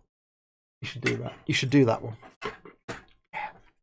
Just do like me. If you're not playing it in a game, just do it how you want to do it. I've seen one, a photograph, and I don't know how they did it, but basically they had, it was the most amazing thing. It was a hell of a custom job. It was basically the fuselage like this, with the nose cone sticking on the front, so it was a complete single nose cone like that. And then it had, I can't remember how they did it, but they basically had, here, they had 2 more fuselages, like these parts, or something like that. 2 more chunks of the plane, and then a bar across there, and like so it was like a lightning, like a pontoon boat kind of thing with the thing down the middle, and 2 more things like that with the wings coming off, and then 2 tailplanes. Oh, it was amazing! It looked incredible. I do know how I could figure out how they did it when I looked at it. I just couldn't. I can't remember right now how they did it, if you know what I mean. But they used like 2 or 3 of the fuselage. It looked amazing. It was quite cool. It was like a catamaran design, and it looked like a proper like F-16 with a long pointy nose, and then oh, it was amazing. But with twin booms, incredible. DJ Choppy, that's the one. DJ Slapperty. Scale model muse. I have no orcs. You need to get orcs. I don't have many orcs, but the ones I have are really fun to paint. I've not actually physically painted an orc yet. I've painted a super mutant for Fallout, but it's not quite the same. It's similar. Right, so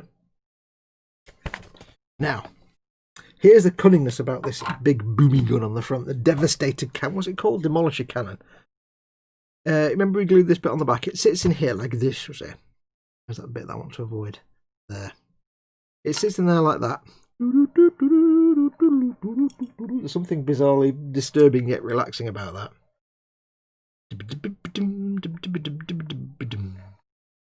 Which, I don't know why, that's kind of mesmerising. But what we need is part number... Let me get part number... Know where it is, it's on here. It is this piece here. And I'll take this off the spoon, and I'll show you what I'll do. I'm a poet and I know it. Right, let's get this cleaned up. Now, Don't know why I said now, like I was about to start saying something, but I had no plan of what to say after that, so I don't know why I said that. Do. A stabby knife. 4 little nubs. Oh, 3 little nubs. Okay, that makes life easier. We should go in with some 400 grit. 400! That's lustig!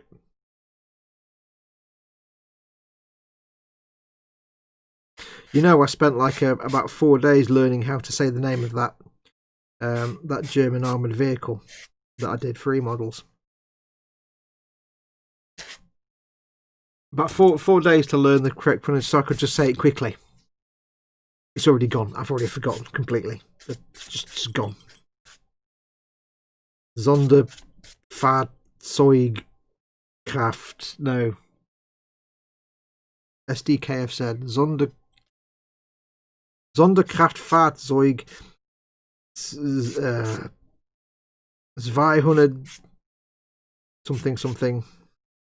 I can't remember what the number was now. Yeah, it's gone. Ausführung Bay! When I was learning how to say it, I suddenly understood how to do complicated numbers in German, and now I've forgotten already. It was 247, so 247. 207, wasn't it? 247.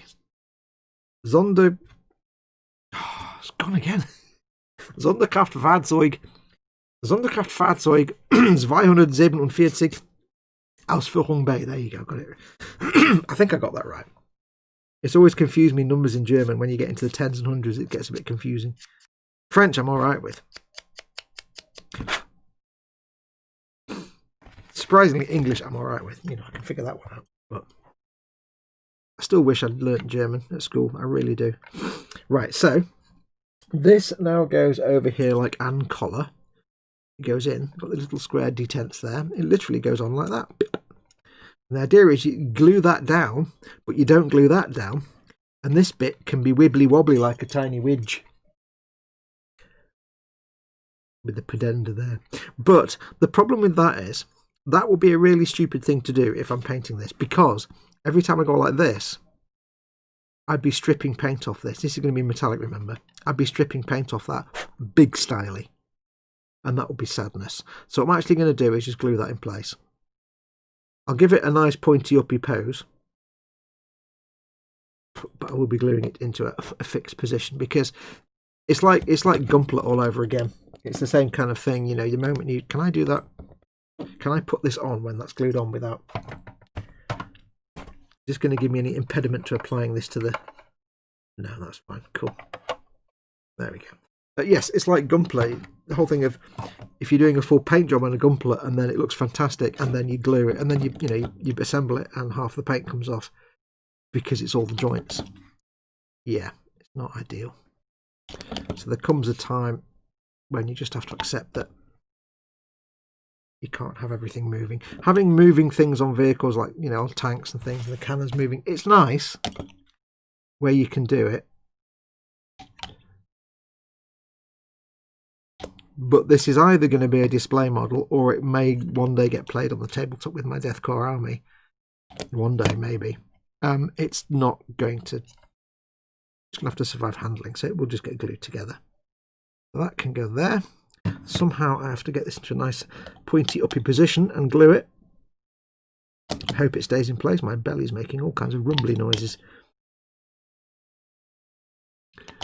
Like a thunderstorm in my belly. Yeah.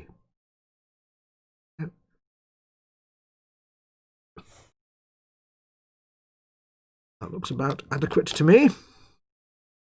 It'd be fun trying to get down there to paint it, but oops, there goes the lid of my glue. I can't afford to move it now, because if I start moving that, I'm going to get really rough surface on that ball, which will need a little bit of sanding and clean up. So we'll just keep that there for the moment. There we go, lovely. So I'm going to leave that just to dry. I wanted a little bit of sanding on that ball there just to smooth it a touch, because it obviously got the glue splodging, and I've moved it around a little bit, so I'll need to do a little tiny bit of sanding, but nothing major. It's just almost like fingerprint removal sanding level. Nice and simple. I'll also put some glue around this little recess here, just to get rid of any rough edges from the scribing tool. So I shall leave that alone for a moment. I shall put it over to one side, just for the safety. DJ Pie safety. Look at chat. Fox, that texture is probably a thermal barrel shroud. Just look at a leopard or an Abrams gun. Oh no, it's not that complicated. It's literally, it's not like a material wrapped around the barrel. It's literally just like some scrapiness. Almost like, I don't know, it's just almost like it's maybe when it fires it goes like that. You know, the barrel kind of goes like that inside, and maybe it's got scraped. I don't know. It's weird that they put that texture on there. You see kind of here, it's like, it's not on there. I have noticed though on this, you won't see it. There's a great big mould line right there they haven't got rid of. It looks like there is anyway. But it kind of is there. It's kind of it's a texture that goes down that way. It's not along it, it's top to bottom. I think it might be intentional to give it a kind of drilled look, like a milled aluminium kind of look. We'll see what it looks like. I might just leave it.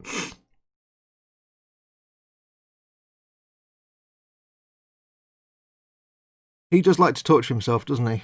Wait, who, what, me? Oh yeah. Yes, 247, there you go.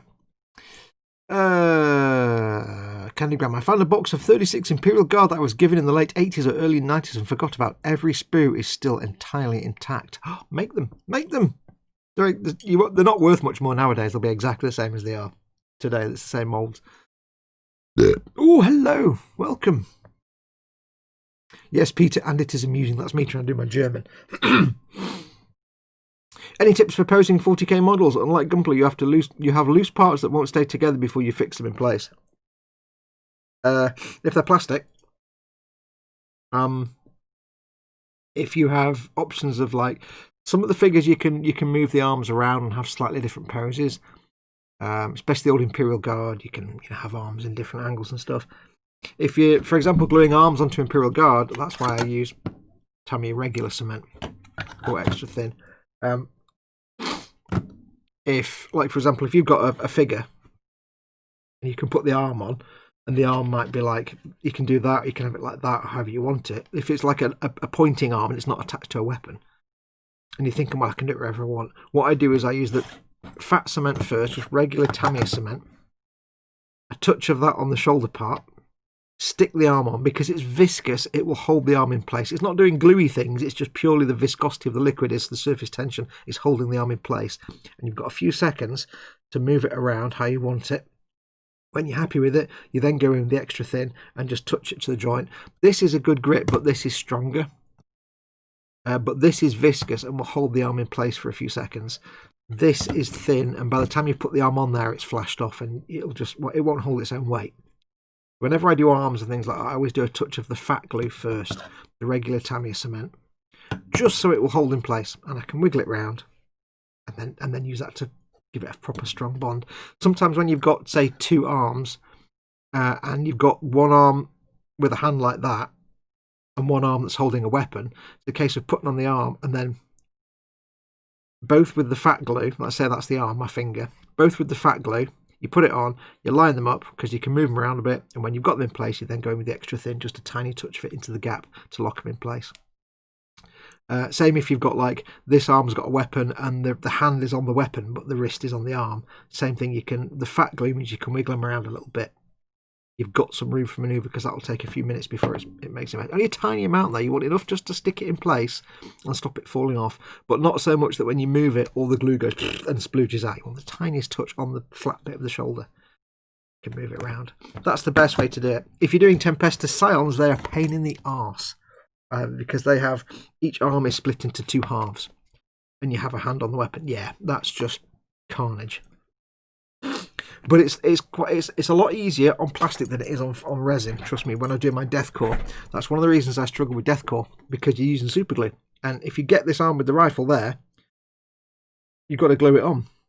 But if it's like that, you've got a rifle here, and this arm's supposed to be here, but it's not quite in the right. You can't. Yeah, so yeah, I had fun with those. By fun, I mean not fun. Hey Fox, hope your Mama Fox had a Merry Christmas, says Ascension Industries. Welcome Ascension Industries. We had a very good Christmas, thank you very much. Nice and quiet this year. Hope you had a good Christmas as well. This is for a Tower Commander. Yeah, it's just a case of get yourself some of the regular glue first. Tamiya cement. Or if you've got the Citadel own brand glue, it's that stuff. It's the same kind of thing. Just the tiniest touch of it. Or you've got some Revell contact. It's the same stuff. It's just plastic glue. Thick, stodgy glue. Some models are monopose, but some of the older models you can do that kind of posing. That's the fun with Imperial Guard. I glue the torso to the leg. I glue the legs to the base, and then I glue the torso to the legs before I put the arms and things on. But with the fat glue, dot of it on the legs, glue it down, and then I can rotate it however I want. If I want them to be turning to the left or to the right. With old Space Marines, you've got the ball joint on the waist where you can tilt them. So yeah, use the fat glue first, just for viscosity. I mean, you could just use the fat glue and that'd be it. Touch of glue, put them together, wiggle them around, and that's fine. But this does give a slightly stronger bond, the extra thin. So early on that gives a slightly stronger bond, and it'll also go into the gap and fill all of it. This glue will only adhere where it touches, because it doesn't run. This glue will soak into all the little gaps, so it's always worth using both. Have both in your armoury. Ooh, sniffly nose, stop it. Thanks, we'll grab some Tamiya thick. Yeah. The 3 glues I strongly recommend you have, and there are other brands available, but I can only recommend what I actually use and know. Regular Tamiya cement, purely for that kind of thing I've just said, and for gluing big flat things together. This stuff will flash off in seconds. If I coated that in extra thin, by the time I got this and stuck it on there, if this was plastic, it wouldn't stick. So you get some of that, and then you go splodge, and then you can run that down the gap. So get yourself some regular Tamiya cement. Get yourself some extra thin from almost everything else, because this is just neat and tidy. You're not putting big splobs of glue everywhere. You only really need this where you want something to support its own weight, or where you need it to stick while you wiggle it around. And then this stuff is just the extra thin, fast or quick setting. It's the same as this. Well, it's not the same at all. It's a totally different glue. It's similar to this, just as thin, but it sets really, really quick. It works a lot faster than this. The one downside I found to this, the 2 downsides: 1, it stinks. It's like accidentally huffing an entire bottle of acetone. And 2, if you've got 2 very delicate things, like let's say you've got like a whip antenna on a vehicle, you want to glue the whip antenna in, and here's the beauty of extra thin. You've got a piece like a whip antenna. Let's say this is really thin, and it snaps. And you're like, oh, phalanges. Using the extra thin, you can touch it to the gap, and it will set it quite nicely and weld it quite strongly. But it takes a few seconds. It'll be wobbly for a little while. This stuff will set faster. So if you've got 2 bits, you can put a touch on there, stick them together, hold them for a few seconds, and it'll support its own weight. But it will be wobbly for longer. It's kind of weird. It will be wobbly for longer, but sets faster. It won't fully cure as fast as that, but it does cure to a grip. It's kind of hard to explain. It takes longer to fully cure, but it works faster than that. So these 2 are quite handy for things where you've got something thin that you need to stick together because you snapped it. But yeah, these are like the capillary action glues. You get 2 parts, you stick them together, put them together, and then you put the glue down the gap. That's where these come in. So get yourself some extra thin. You don't need this, but it does come in handy for little things if you need to just work quickly, and the fatness for adhering stuff. Like if I've got something where I need to glue a tiny thing to another tiny thing, but I can't sit there and hold it in place for 20 seconds, if I can just get it in, get some of the fast setting stuff, touch, and I'm done. And leave it alone for a little while. It should be good. So it's handy to have. It does smell horrible though, and it's a really strong. Like this stuff, you can take the lid off and glue for a few minutes. You'll be fine. If you take the lid off the other stuff, the fast setting stuff, for 5 minutes and you work it, you'll have a major headache. You'll be getting the woozies because it's that powerful. So keep the lid on it.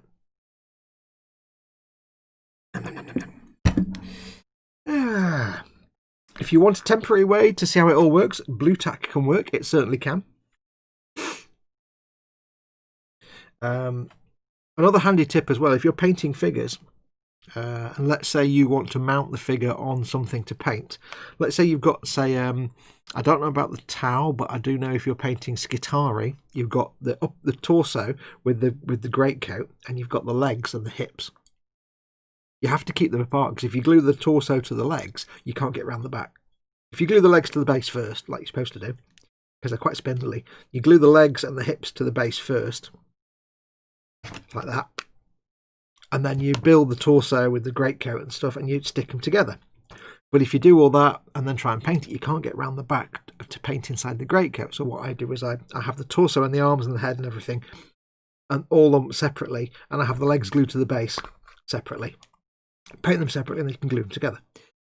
But if you're wanting to, say you've got that torso with the greatcoat and the arms and stuff, you want to mount it on something to paint it, because you don't want to be holding it while you're painting it. And what I do is I drill a hole inside where the flat bit of the torso meets the hips, that flat bit where the waist is. Drill a small hole. Get yourself a drill bit that's about the same size as a cocktail stick, diameter wise. You drill a small hole, snap the end off a cocktail stick. You get some white PVA glue, or Elmer's glue in the US. Put a big blob of it on there, and you go thump and put it in. Give it a couple of hours. It's now glued to that, and you can jam that into a cork, and you've got something you can paint the figure on. And then when it comes time to glue them all together, you just twist the stick and pull it out, because the glue, it's only PVA glue, it'll give away. You can do the same thing with super glue, but I don't recommend doing that with a cocktail stick. Super glue can be quite brittle, so if you want to temporarily glue something to a base, you can technically, if you've got a flat surface, say I've got like the bottom half, if I wanted to temporarily glue that to a base, I could put the tiniest amount of super glue on there and glue it down, but like a tiny amount, just enough to hold it. And then when it comes time to get it off, I can just snap it off, because super glue is brittle, it'll break. If you put a lot of super glue, it's permanent. If you put the tiniest touch just there, tiny molecule, just enough to hold it, but not so much that when you take it off, you can't sand that back. Be a little bit of glue left. You can do that. It's not the best. It's a bit hit and miss. It's better with PVA glue. But yeah. Every time Vox says viscosity, my brain is hearing it in Brian Blessed's voice. Quintilius Varus, where are my eagles? I can't do that too loud. I'll blow the microphone. Although it should really be in proper Latin, Quintilius Varus, or Warum, because the V was a W. But hey, Uncle Claudius, they didn't do correct pronunciation. Thanks, looking to get a flying guns out style pose. Oh yeah. It is nice when you get some of the Warhammer figures and they're quite poseable. Some of them are mono pose, you just build them as they are and that's it. Some of them are quite variable. Imperial Guard are great because they're kind of the old days of the multi-pose, so you can mix and match arms. That's the other fun thing, you can swap stuff around again. When the Tempesta Scions would be, I love them even more if they didn't have the two-part arms, but that kind of gives them some variability. I've done the standard crisis suits and used blue tack to try out the poses on them. I took photos and stuck them permanently with the Tamiya stuff, as Fox just demonstrated. There you go. Jolly good. Thanks, guys. Coming back to 40k after 25 years, and I've only really been building Gunpla. Wow. That's like starting to drive a car after having ridden a bicycle 25 years ago. You got a lot to learn, but trust me, it's not hard. And you'll have a great time learning it. I'm jealous, right? I'm always jealous of people that are doing things for the first time and learning things for the first time. Because I'm an old git now. I'm 50 this year. I will be 50 next year, sorry. And I've done quite a lot. So there's not a lot of new, fresh things for me. I experienced this a bit when I first started doing Gunpla, like 6 or 7 years ago. It was like, oh, I never knew about this. This is new. I'm experiencing it for the first time. And I experienced it again when I started doing Warhammer for the first time 3 or 4 years ago. But it's so rare now for me to get that kind of newbie experience of discovering something and learning how to do something new. It's so rare to get that nowadays that when it does happen, you should treasure it. So, yeah, you'll have great fun. It's not going to be that different from the way it was 25 years ago. The big differences will be the quality of the kits. I mean, the Tau stuff is still a few years old, but, you know, some of the more modern stuff, the quality of the kits will blow your mind. And the paints and stuff obviously are very different. The ways of 25 years ago, it was the glaring, horrible colour jobs. Now it's more realistic painting. So, but yeah, you'll love it, especially when you start getting some of the more recent kits where they've really improved the technology. You'll be like, wow! I'm dead jealous that you've got this new experience coming now. Mayhem says, "Look at the viscosity." I can't do it. I can't do that phrase, that bardic broadcast phrase, without a rolling R. You need the R in the middle of it. Look at the viscosity. You can't do it. It doesn't work. Like, you know, you say, look at the muscularity. That's how you do it. I can do it with a roll with an R in the middle. What kind of PVA glue does everybody use? I've noticed a pretty big difference in getting some trade stuff rather than craft versions. Doesn't matter. It's all the same, to be perfectly honest. I've got some extra sticky PVA from Hobbycraft. I've got, what else have I got? I have some, that's not PVA. Where is it? Oh, I've got some microscale crystal clear, which is basically PVA glue. Does it smell like PVA? Doesn't really smell like it, but it's basically PVA. I've got some Revell canopy glue, contactor canopy glue, which is just, if I can find it, it's just there, which is again basically PVA glue. They're just clear transparent glues that form a film, a slightly rubbery film that holds things in place that you can easily break apart again. It doesn't really matter. Most times you're going to use PVA glue, it's going to be temporary fixing stuff, although you can use it for permanent affixation. That canopy glue is designed specifically for gluing clear canopies onto model planes. It dries clear.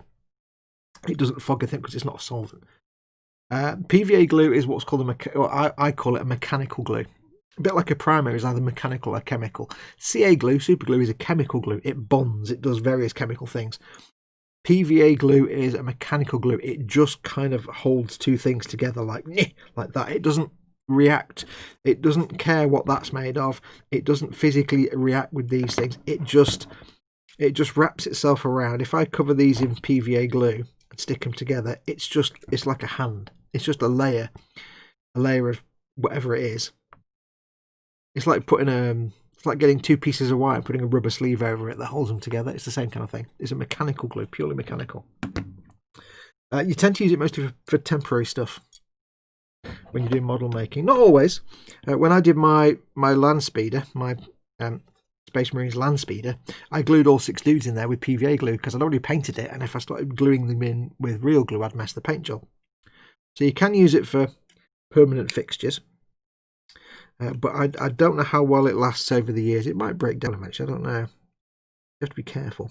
Right, that will need some sanding eventually because I've kind of got some blobby glue bits there, so I will have to go back and just very gently sand that without taking the rivets out, but that's fine. Only a little bit, just to make it nice and smooth, basically. What's next? What time are we on? We are on 17:04, that's all right. Okay, that's a long and painful shift over. I'm off home. Take care, Mayhem. Thank you for coming in and watching while you're at work. I appreciate it. Safe journey home, and we'll see you soon. Lee Stevenson. I've been mainlining YouTube videos. Was very young and only had friends to teach me to paint when I first started, but now I have YouTube and airbrush and access to tutorials. Yes.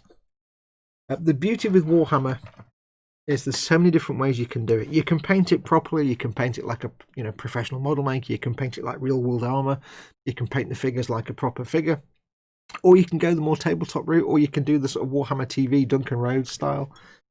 And the beauty of it is that if you know, a lot of people eschew the Warhammer TV painting guides and say, well, it's not proper painting, is it? It's just real basic. It's like, yeah, it's tabletop level painting. But if you've never painted figures before, for example, and you want to know how to paint figures, you can do a lot worse than learning by trying to copy some of the old Warhammer TV stuff like Duncan was doing, and making that your starting point, because it's dead simple.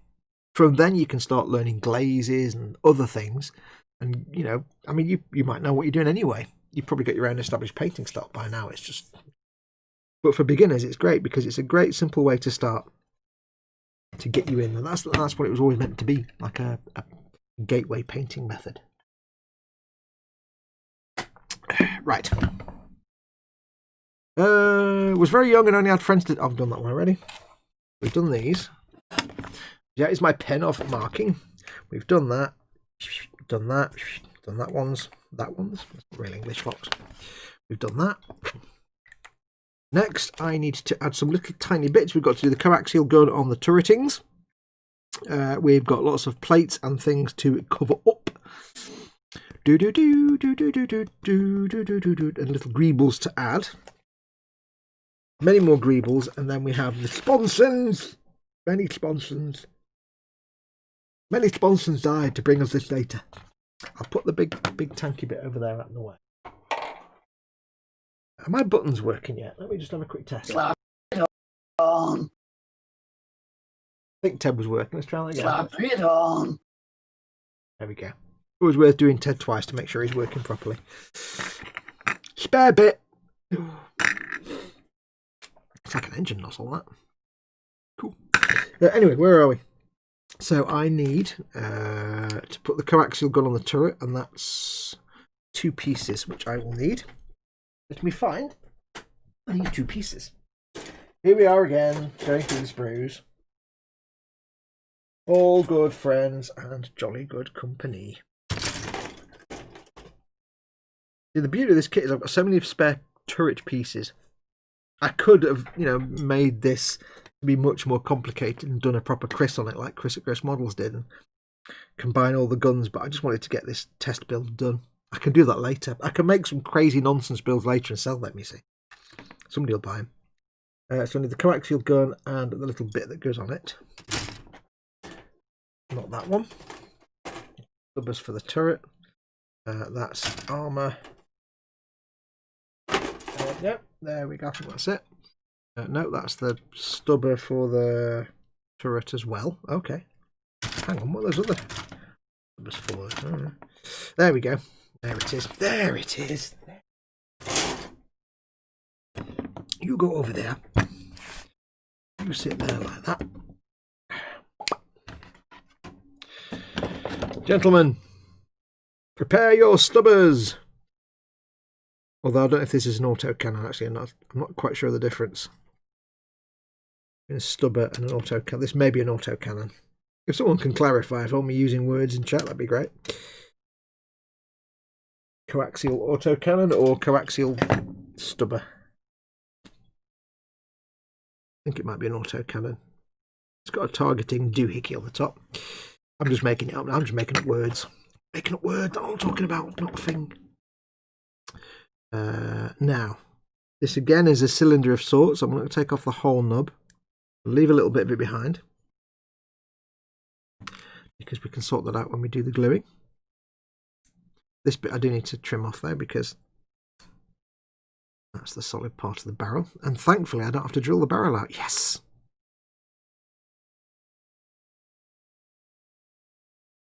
The worst bit is when you get like a pintle mounted stubber or something like that, and you get the flared muzzle flash hider barrel. So you get the barrel and then the cone on the end. It's like, oh, they're not all, sometimes they're solid. Sometimes they're like 2 separate pieces like this. So you get the conical, you get a cylinder effect. But sometimes it's solid, and it's like, how the hell do I drill out a cone? And that's a right chore sometimes. It's doable. It's just, yeah, to get it to look good. A bit of a pain in the bum. Right, so this needs to be flat purely because it's the contact surface for the glue. Doesn't need to look good, it just needs to be flat. Coaxial gun is, I think, what it is called. I love the idea of a big fat gun and then coaxial gun. I just love the idea of coaxial guns. On that. Some cleanup required. Now we do have a big mould line right down the middle, straight down the middle. We also have this piece of the muzzle to go on, which will also need cleaning up and filling anyway. May as well kill 2 birds with 1 stone and sort the mould line out when I sort the seam out. a bit later on. See? Like that, you see? We shall glue these two parts together carefully. Now you do have this big thing here. There's like a T-joint there, which is unfortunate. It'd be better if they just made this part, just the actual muzzle brake, the bit you glue on, not halfway down the barrel here, because there's a big gap down the barrel there now. That's a bit rubbish. So, hope that we can resolve this quite nicely in a way that is efficacious and most visually pleasing at the same time.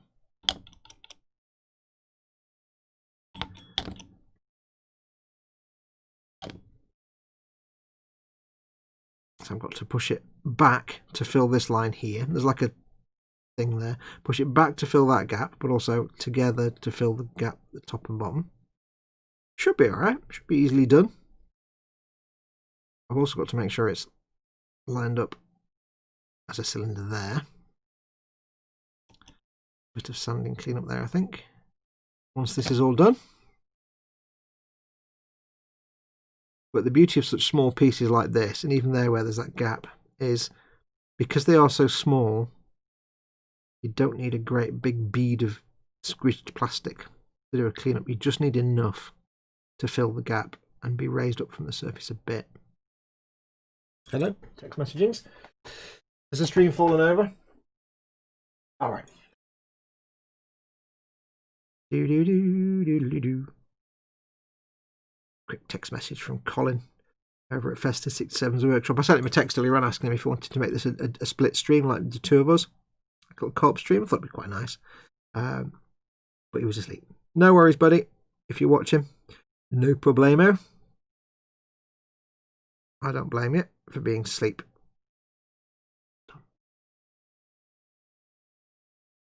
Yeah, he's had a busy few days, bless him. So he's a bit zonked.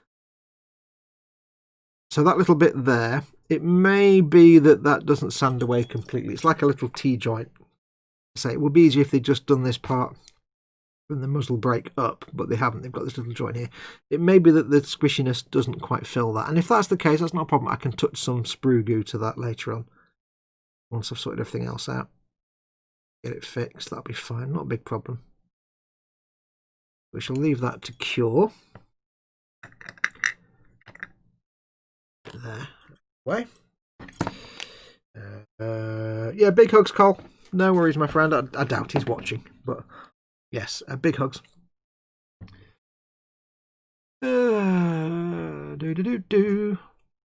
been painting Gunpla and they are pre-coloured to help noobs, says Lee. Yeah, in which case, I would strongly suggest if you just get into painting properly. Now, Warhammer is brilliant for brush painting. It's one of the best things you can brush paint on because it's designed for brush painting. Watch a load of the old Warhammer TV stuff, the old Duncan stuff, where he's painting, for example, Astra Militarum, or he's painting like the Taurox Prime, or Mortarian, things like that. It's the same thing, it's the same techniques over and over again in each video, but that's the point, that's how you learn. It's just kind of making sure they're simple and straightforward. Mortarian's a good one to learn real basic glazing techniques. The later stuff with Peachy and Nick, yeah, don't watch that. That's all contrast paints and it's not very good. The old stuff when it was just Duncan.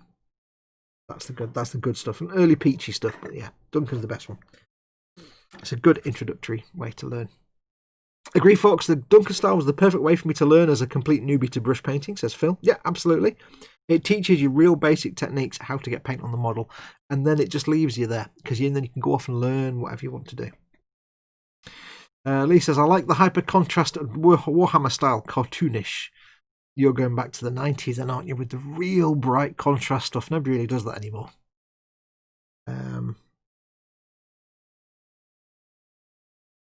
Donald McKenzie, glue. I have AK extra thin citrus so I can use it in the dining room without her shouting at me. Ooh, that's a good idea. Mince Pie says, cylinder. How's the crackling on the base, says Michael Storman. Talking of Games Workshop, anyone remember Womble Space Marines? Yeah, Beakies. Yeah. They very occasionally do like a special release of a single Space Marine with the old beaky helmet. They're proper first and second edition Space Marines then. Oh yeah, they're still around. sort of. You don't get them in any kits anymore. I don't think there might be a few of the old style Space Marines where there's still 1 or 2 Womble helmets in there, the beakies. But yeah, they did one, I think, last year where they did it, or the year before, where they had like a Space Marine available for like one weekend, and it was an old beaky style, classic style, and it was only available for like a weekend or something. A pointy nose cone one, says Phil East. Beakies. Yeah, beakies, says Raging Modeler. Games Workshop referred to them as the Womble variant.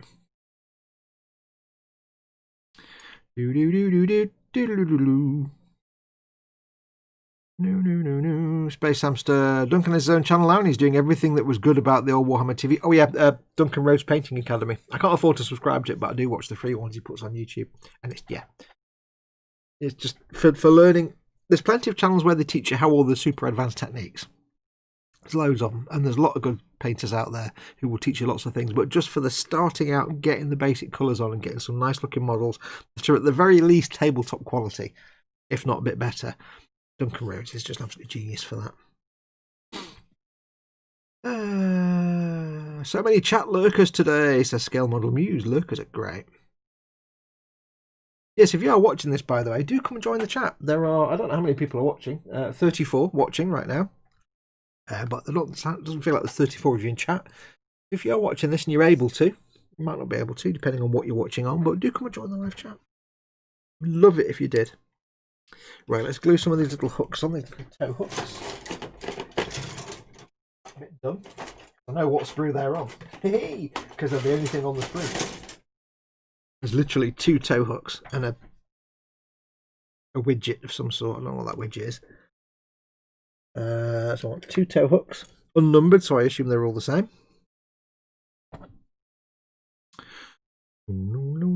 Yeah, I mean, just as a real... Oh, sorry, knocking the microphone again. As a real basic, not even basic, but as a real, like, introduction to how to just do real good-looking, simple paint jobs. You can't beat Duncan. I try and keep my painting to a similar sort of level. I don't try and show you how to paint like Sam Lenz or somebody, because I can't. But I at least try and show you how to get the basics done. And then give you the freedom to go and find out new things for yourself. Let's file for that. Let's use, yeah, that file will do. Because even you know, that Duncan Rhodes sort of tabletop is, I would say it's probably a high tabletop standard. Maybe tabletop's a bit harsh. It's not tabletop standard, it's high tabletop standard, I would say. If I had to pin it down, maybe. Some of it. I mean, some of his stuff is well professional looking as well, of course. But yeah. But then again, you know, the difficulty for me is I can't show, well, I don't know how I can easily show painting figures. I've got to try and figure this out over the coming weeks and months, because for me, when I'm painting, if I'm painting something big, it's fun. When I'm painting something small like a figure, with my old man eyesight, I have to get close up, and it's difficult to then film it. Now, it's easy if you've got you painting and somebody else doing all the camera work. Like he's got his whatever, the guy who works with him, Tom, is it Tom, who does all the camera stuff and production. I would love to have someone here to do all the camera stuff, but I don't, and it saps your desire to do anything sometimes, having to set up camera shots and things. But it is really, really tricky. So I've tried in the past with mixed results. I've got some figures I need to paint. I've got a lot of figures I need to paint, so I've got to figure it out. I can't do this looking through the camera at the thing I'm painting because I'm filming on an iPhone when I film. So yeah, that doesn't really work. It's quite tricky. It's very easy if you've got someone there doing all the camera work for you. Of course, it's an absolute doddle. And I'd love that one day that, you know, aside from the fact I'd love to get my garage made into a studio, that would be brilliant. I'd love to get to the point in this, I was going to say hobby, but it's a business really for me. I'd love to get my channel to the point where I can afford to pay someone to be my sidekick and just do the camera stuff and the editing stuff. because filming and building and painting at the same time, it's a difficult combination. You either get carried away with the filming part and your painting suffers, or the filming part is so stressful that your painting suffers because you start to not want to do it. You start trying to think of ways to do it without having to worry about filming, and that's where it goes a bit wrong, when that's what your YouTube channel's about. So it is quite challenging. Hopefully one day I'll get myself 1 million subscribers. Yeah. And nice big chunk of YouTube revenue coming in every month. To get one of my mates to come and work for me. And it'd be a good pitch. It'd be like, dude, I'd go to my mate and I'd be like, dude, you hate your office job? Yes.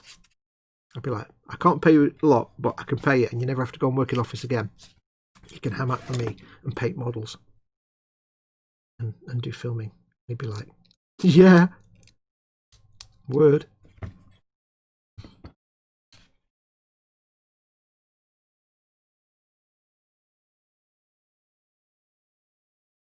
Do. That would be great. To just be able to sit at the bench and just build or paint and do what I need to do and not have to worry about painting it, because it's a case of you paint a little bit, or you set up the camera and the lighting, you do some test shots, it all looks good, brilliant. Okay, you do the thing you're filming, you do your little bits of painting or whatever, and then you stop the camera. I transfer it to the computer. I watch it to make sure it looks okay.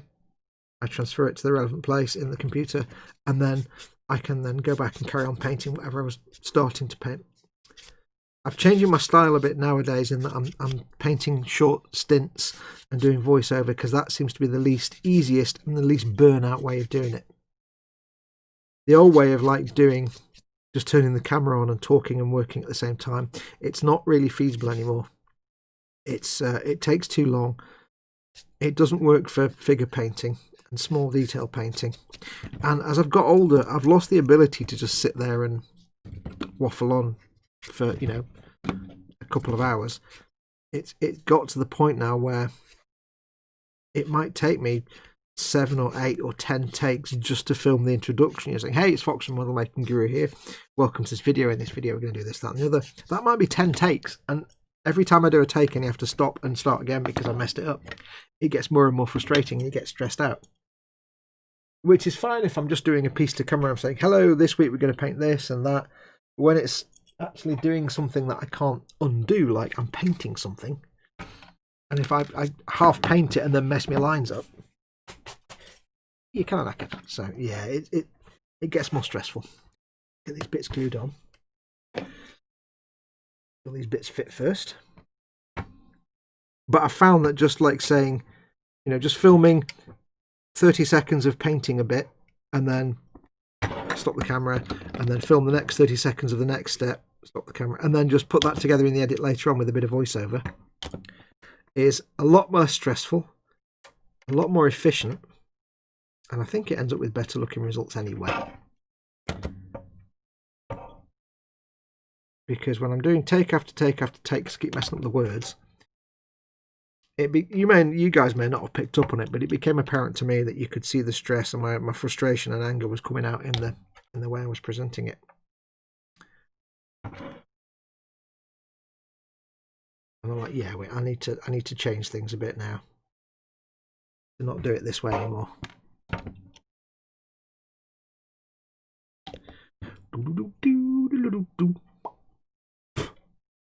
Which is why I think it's the way that most model making YouTubers do it. Not all of them. I did pride myself that when I first started, I was more like, you're sitting next to me, we're just having a conversation. But as time goes by, it becomes less and less practical to do that. I don't know if it's just that it's got harder for me to not keep messing things up as I'm going along and getting the wrong lines wrong. And it's not, I say lines, it's all off the top of the head anyway. I don't know whether it's just me no longer being able to do that, or as time has gone by, I've raised my quality bar in that some of the stuff I used to do now, I wouldn't even dream of doing nowadays. Because I'd be like, nobody's going to watch that. Okay, that's those two little hooks attached. Chat doing. Speedy curates in. Hey Spid, how you doing, my friend? Merry Christmas. Hope you had a good day yesterday. Stewpot is in. Hello all. Hope you're all well and had a good festivities. Yes, I had. I hope you had good festivities and foods. Lurkers, come in and join chat. We won't bite, though I can't vouch for Foxy. His belly is rumbling. Yes, true. And if Muse and Vampirin, they'll be biting there, but that's different. We just ignore that. It's kind of my industry, so let me know if you ever want some advice on the kit, says Lee Stevenson. You can reduce it down to a single button push. Hey. What's that? What have I missed there?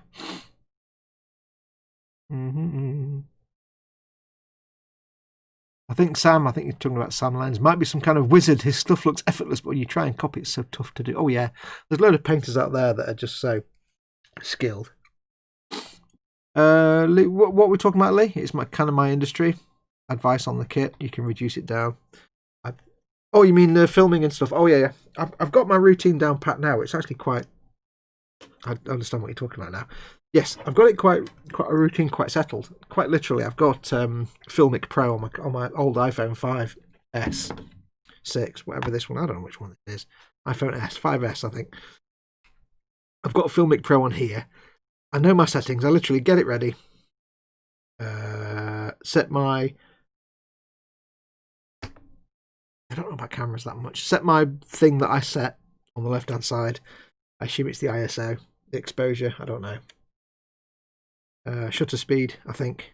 Set that, white balance, done. And that it only takes me a few. I've got it quite pat now, so I've got quite good at it. It's just still the hassle and stress of setting up the shot and then having to go and check it. So all I want to do is sit here and paint. If I could have somebody else to just be like, let me set the camera up, okay, go, and I'd just be painting. I'd love that. That would be so good. But hey. The irony is, of course, I know nothing about cameras, but my dad was a television cameraman for like 40 years. He'd be oscillating violently in his, I was going to say grave then, but no, he's still in a jar. So, yeah. There will be some exceptional Brownian motion going on in his jar right now. If you were despairing at my lack of camera abilities. I'll be a sidekick if there's a superhero outfit. No. Oh, for filming and streaming. Oh yeah. I'd get you. Thank you. Yes, it's more just me. I kind of know my settings that I need. Now it's just the hassle of doing it. All I want to do is sit and paint. I don't want to have to be messing around with the camera and getting the angles, and it's just that's the thing. And it's something we've said before in the past when we've said to people, how do I get into doing YouTube about model making and stuff? And we say, well, you have to be prepared for a lot of nonsense that's nothing to do with what you want to actually be doing. I'll give that dry for a bit. Because the one thing you have to keep in mind is that, model making is great fun and we all love doing it, and painting and stuff. But when you add filming into that and making YouTube videos, something that would take you a day now takes you 2 weeks. And it does suck a lot of the joy out of it. So you've got to be prepared for that. If you don't expect it, prepare for it, you'd be surprised by it and it might make you sad. You've got to expect that it's going to suck the life out of it for you. Sometimes. Like I won't deny there's been times when I've been looking forward to a build and when it's come to the crunch, it's kind of been ruined a little bit because I know I can't just sit down and enjoy it. I've had to do the filming as well. So yeah, it does taint it sometimes. But I'm not going to complain. I mean, don't get me wrong. I love my job. It's the best job in the world. I love doing this for my living. I'm incredibly lucky. And I'm not going to deny that. I need this bit here. But you have to be prepared for that. It's not for everybody. Move that back over there. Now we have more parts, you see. Beep, beep, beep, beep, beep. We have platey parts.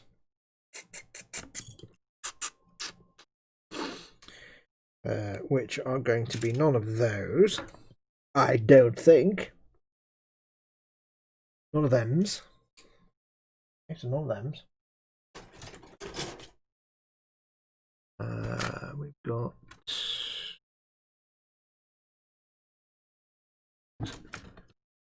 we've got vague views of plates that don't really give you much information.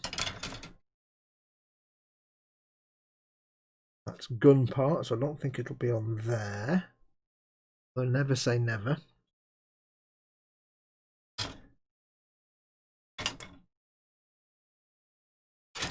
Sponson parts. That one, that one, that one. There we go. Yes. Yes. Doodle-doo-doo. A doodle-doo-doo. A dip-a-dip-a-dim.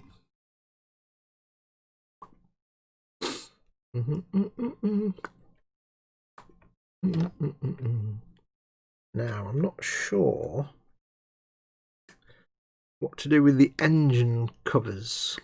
I like the fact that the engine can be shown exposed. You can have the engine covers off. But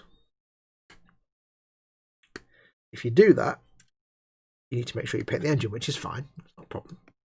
I kind of want to do that. But at the same time, if you've got all your engine covers exposed and open, then it's like, well, why wouldn't you just have the tank with all the engine covers exposed?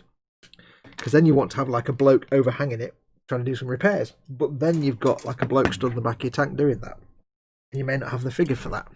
And how does that work when you want to play it on the tabletop? Yeah. Am I doing it for a diorama or to play on the tabletop? Well, I might want to play this one on the tabletop. So, I think we might not have the engine covers open.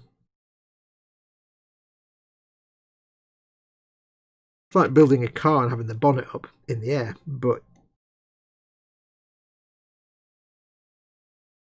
why would it have the bonnet up unless it was being maintained? That's a rubbish example. It's like building, I don't know, like building a U-boat and showing like a torpedo being loaded in down through the hull. So all the hatch on the hull is open, but you don't have a dude there loading it, or the crane with the torpedo. I don't know. I'm waffling now. Ignore me. I'm just waffling to myself. I'm very, very hungry. And I'm thinking about dinner. Doodle doodle doo doodle doodle doo doodle doodle doodle doo. Bit dimmed away. Now I will paint the engine underneath this because this is a clear grill, as it were, with lots of holes in it. So, yes.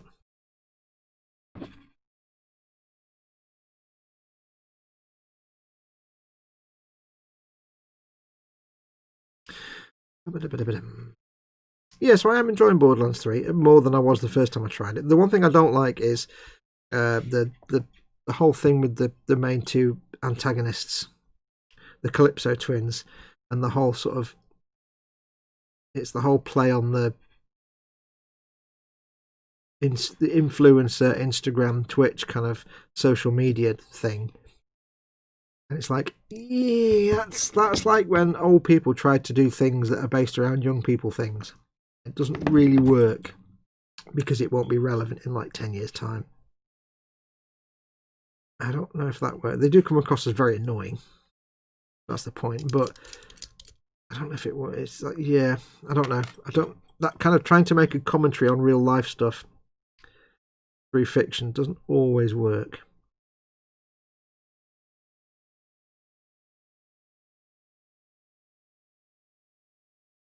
Like in original Borderlands, it was just humour for humour's sake. Now it's commentary humour. It's like, oh, really?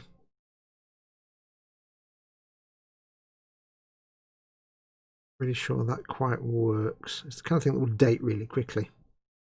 And also, it's the kind of thing that it's kind of a little bit out. It's not quite right. It's a bit like an old person doing something based on what they understand something to be. Doesn't really work. I don't know yet.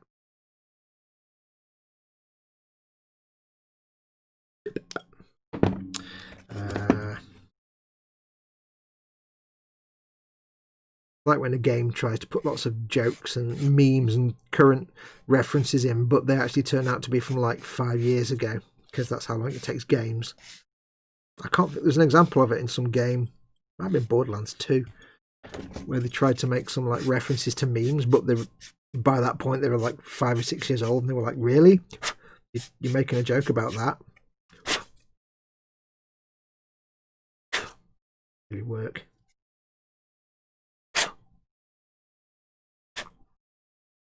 It'd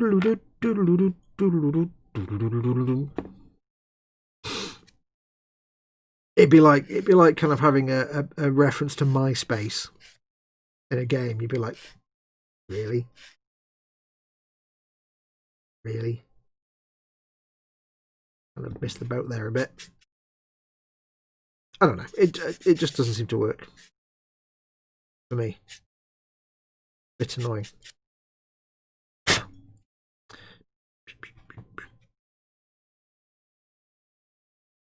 I don't think they've really beaten the original Borderlands for humour and characters, to be perfectly honest. I think that was still the best work in that particular game, was Borderlands 1. Gameplay-wise, I think things have got better, but I think in terms of characterisation and story, I think Borderlands 1 was still the gold standard.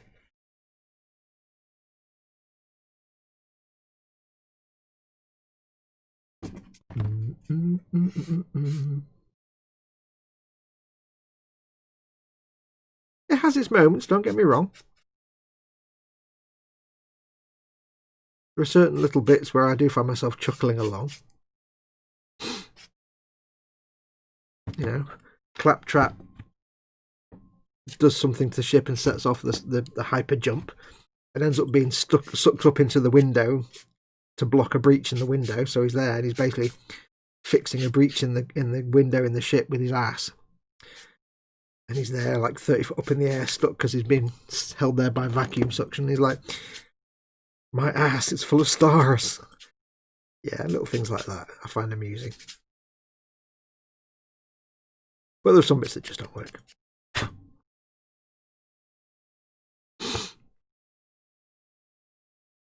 I still haven't forgiven him for killing off Scooter anyway.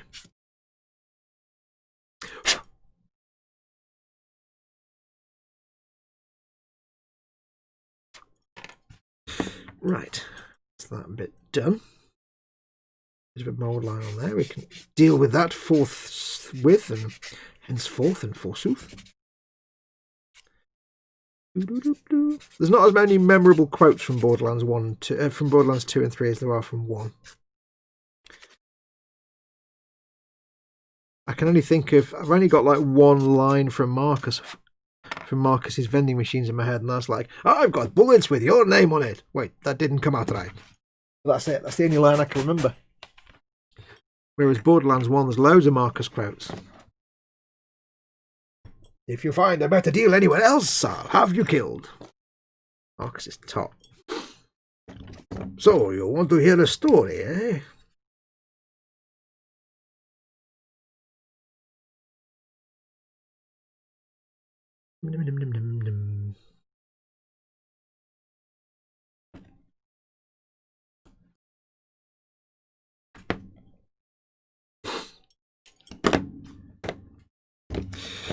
Right, what are we doing? Conversation stopped.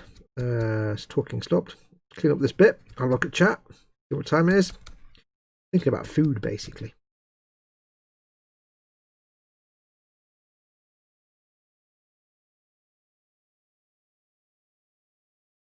I think the issue I had with Borderlands weapons is the kind of similar issue to the one I have about modern CGI effects, where they kind of ruin something because they do too much. Like in the prequel Star Wars prequel films, you know, all the space battles, where they had a bajillion ships because they could do a bajillion ships, but all you ended up with was a confusing scene where you didn't know what the hell was going on. And there's a million, any like modern, you know, Michael Bay's Transformers and stuff. There's so many things going on screen because they can do that you kind of lose focus and you're like, I don't know what's happening. Whereas, you know, in the past, you might have a battle scene where there's 5 or 6 ships, but because there's only 5 or 6 ships, you can understand it more and identify things more, and it's more involving. It's now a dogfight, not an armada. I think the thing with Borderlands 2 and 3 is it's the same kind of principle. They throw so much at you compared to one, that it just loses all meaning and you don't really enjoy it anymore. Right. Time are we on? 5:45. I'm going to have a swig of coffee. We'll get these last bits glued on. And then I can go and make me dinner. I'm starving. And I'm still at the stage where I actually want turkey.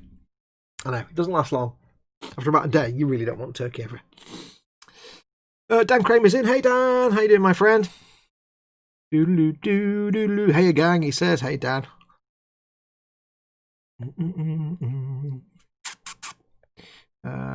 It's actually work. Oh, no, says Muse. Some think it's easy. Yeah, no, it's not.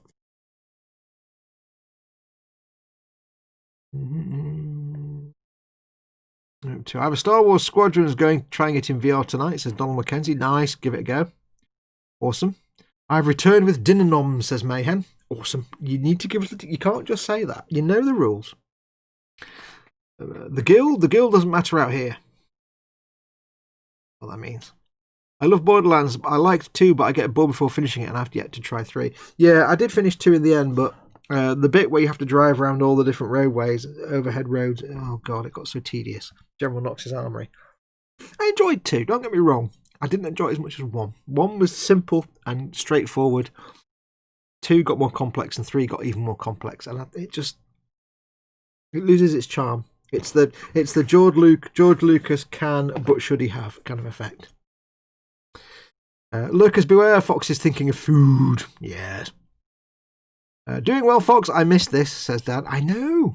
I do post on the social medias and the Facebooks and the Intertubes and the Twitters and the Instagrams and the. It's just clearly rubbish. Clearly you are. Right, where are we? So let's get these bits stuck on. I think we have to apply them to places, and the places we need to apply them to are this. Yeah, like that. Again, they've put details on the inside should you want them open. And it's a real shame. I won't do it on this one, but it's so tempting to have them open. But there's nothing inside to show. So why would you have the hatches open? Such a shame. They've missed... You know what GW are like for making more money? There's so much potential for there to be a Forge World interior kit. I think there used to be. But it's like, why are you not selling an interior kit and making money off that? That would be a very Games Workshop thing to do. And yet here we are. Nothing. Nothing. Not a sausage. You're missing a trick there, guys and girls. I have turkey, ham, mash, roast, and all the other dinner noms. Yes. People are talking about the Iron Man thing from D'Agostini. Muse says, I really don't want to go to work today. Ugh, what is it you do, Muse? You don't have to say if you're not comfortable saying so, but if you are comfortable, what is it you do? Can't remember. Okay, this needs to go on there, like that, was it? More interior detail, lovely. But sadly, we're just going to be gluing it down.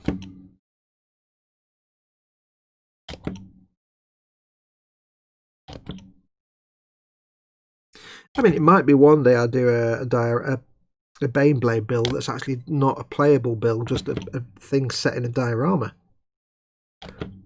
Then I can go all out in painting, in having all the hatches open, and I could potentially put things inside or make little greebles, or just have, custom make dudes that are doing things. Maybe. Right, so this goes on there. There, like thusly, very nicely. Itchy itch, but you can have it open like that, and then this piece goes on here like that. Way like that. I'm not going to glue that on now because I need to obviously paint that, because you can see the engine through it. I mean, once I've painted it, it'll be like metal colours and dark and grime and dirt, so you probably won't see it. But it's worth having that off, so I can paint that. And then what I can do later on is I can paint this, whatever the colour scheme for the vehicle is, that can be painted without risking getting paint on that. That can be masked off if necessary or painted. I can paint the whole thing, paint this separately, That can be then painted in there. That can be stuck on top. Dead easy. We won't be gluing that on right now. But this, sadly,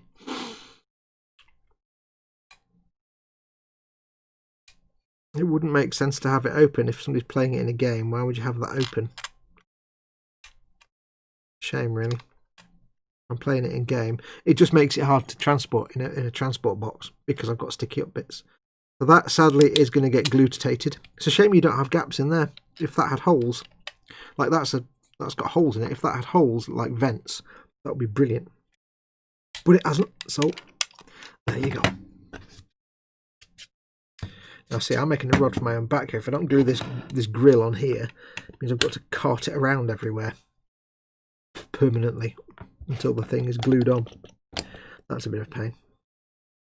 That's smooth. Smooth. Checking my nubs. Gentlemen, check your nubs. This one gets glued down. I could magnetise it, I suppose, if I wanted to, or some way, but I'll just glue it on. Remember, this is just my test build. It's just for me. I think I'm going to paint this for my Deathcore Krieg dudes. Not that I've even made or painted them yet. Oh, I've got like 30 infantry, but nothing else. I think it may just go for them. So it might end up being like a German grey colour. European Theatre, 1943. Maybe.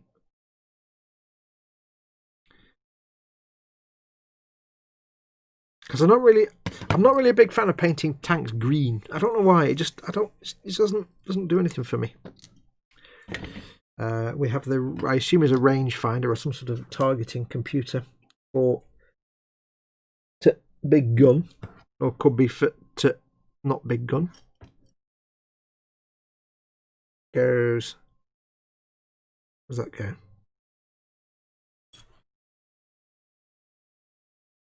Goes like that. Sits on there like that. Roger. Gluing now. I'll move this out of the way so I don't get glue on it, because that would be sadness. Okay. Touch the glue. Give it a second. I've just seen a mould line on it. God damn it, but I can sort that out once it's dried. I'm guessing this is some sort of ranging device. Just happens to look like a church window, which is just fantastic. God bless you, Games Workshop. Don't ever change. That's that on there. This, I don't think this is ready for me to start fiddling with yet. Maybe it is. Let's find out. Hello, Mama Fox. Fill this little gap in yet on the coaxial gun. Might not be able to, but I've got a few minutes. Glue might still be a bit too squishy. Let's find out. You don't have to wait a long time for glue to set so you can do this. You can do it quite quickly sometimes. I think I'm going to have to use some sprue glue on that bit of the barrel though. I don't think it's going to fill that little gap enough.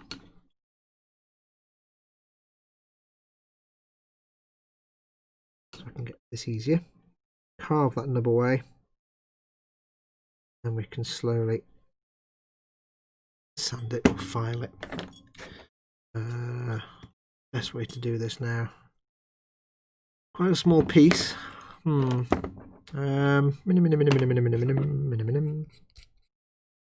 Get rid of the mould line quite easily. Let's get the file out.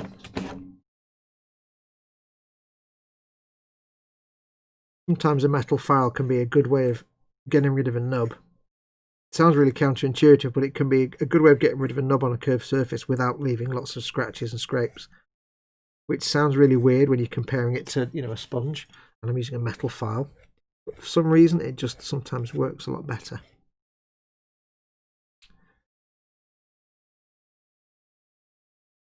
Then sponges. Sponge! I don't know why. It just does sometimes. Then when I come back with the spongy file, once I've done this bit, it'll probably look a bit cleaner. It just does sometimes. Maybe it depends on the file, I suppose.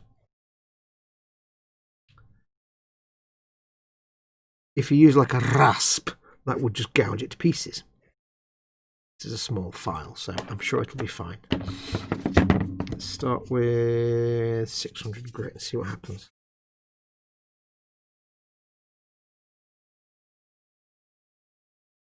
Okay, there appears to be a helicopter made of entirely of bass speakers flying overhead.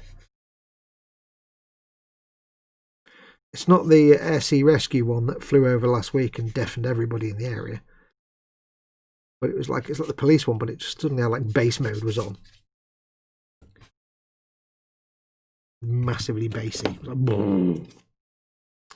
right, I think I'm going to have to use some sprue glue on that bit of barrel though. Or your friend and mine, our old friend, Mr. Plastic Card, corner cutting scenario. I could always put a little strip of plastic card round the barrel that looks like some sort of collar on the barrel that completely hides that little seam line. Now there's an idea. With a rivet on the top, of course, to cover up the joint. Maybe. It may not work that well because you've got the bit where the plastic card joins, you've then got a gap there. So it's not always the best solution. Maybe not. Maybe I should just shut up and use some sprue glue and just bite the bullet. I think we'll worry about that next time. By next time, I mean tomorrow, actually. Isn't it Saturday today?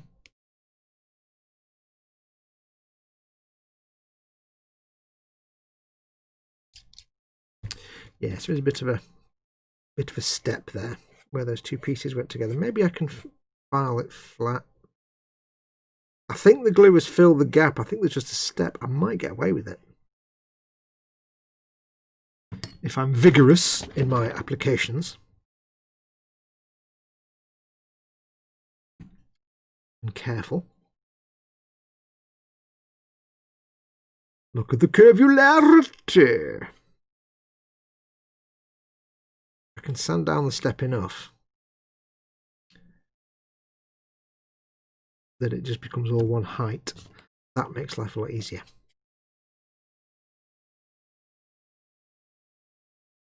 That might then get me down to the level of the glue, which has filled the gap. Or they'll say the glue, it's the plastic really.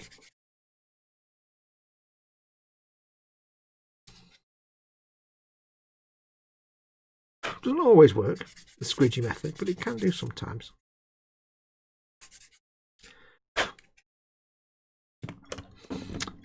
600. I'm going to have to rescribe the edge of that muzzle brake though, because it's gone a bit soft. The edge has gone a bit soft, so I'll rescribe that in a second, just to give it a more 90-degree corner. I think I may have got away. Ooh, have I got away with it? I think I may have actually got away with that. I may have had enough glue in there and sanded it down enough to fill in that gap. Yes.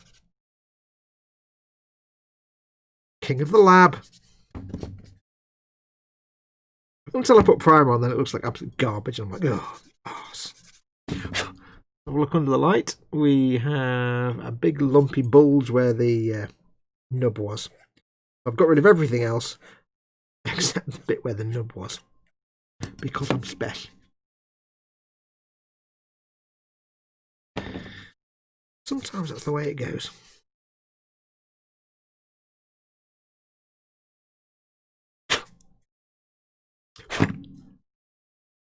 That's looking a little bit lumpy. A bit of a flatness there, which is a little bit annoying. Let's just get this curve it a bit. This is the thing with tubes and cylinders and things like this and rods. You sometimes have to work away at them just to get them looking nice. And it may well be that, you know, it's at a point now where nobody would ever notice the slight imperfection in the tube, in the cylinder. It's got a little bit of a flat bit in it. Most people wouldn't even notice it, I'm pretty sure. I know it's there. That's the thing. You get carried away on bits that most people will never actually see anyway. So I'll hold it up to the light. It looks a little bit dingly. It's got a dink in the middle, like a bloop. But it's underneath, and I don't think most people would even notice it. And it could be just old. Then again, no, you can't really have a gun with a dink in the barrel. That's kind of doesn't really it's not how guns work. Really, is it? Really? If we can bring the rest of the barrel down to its level.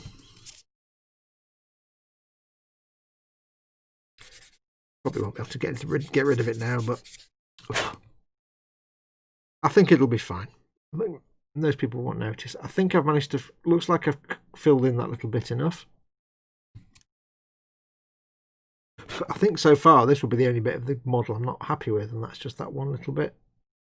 I need to quickly rescribe that muzzle brake just to give it an edge. Again, once it's got, like, you know, weathering on it, because it'll be it's a weapon muzzle, so I'm sure I'll have some sort of staining on it. Quickly scribe this edge. Not easy because it's so small.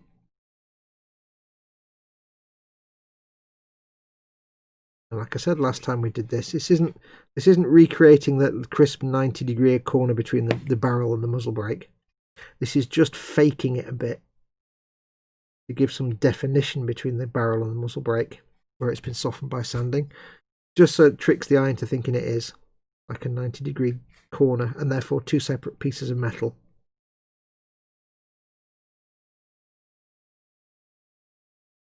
Trying to take it from a Revell moulding to a Bandai moulding, let's put it that way. I think that does quite nicely. I shall give it a little... I won't do it just yet, actually. I'll get rid of the mould line on the rest of the gun. We've still got the mould line going along the middle. Darn it.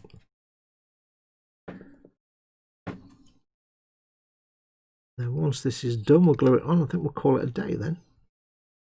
For today.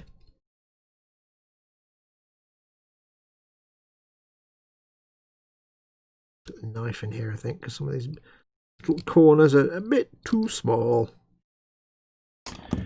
Fair dem tool.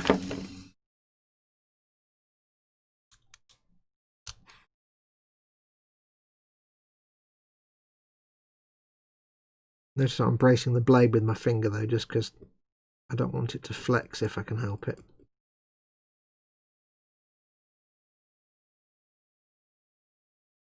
Flex and bend.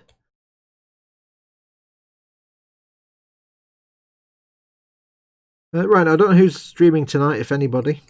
I never know who streams on a Saturday night anyway, because I'm rubbish, but if anybody out there in chat right now is streaming tonight, do feel free to pimp it in chat right now. Because I don't know about you, but I always like to have things to watch.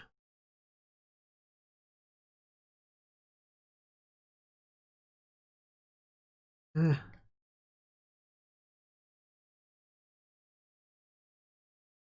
think that's got most of it.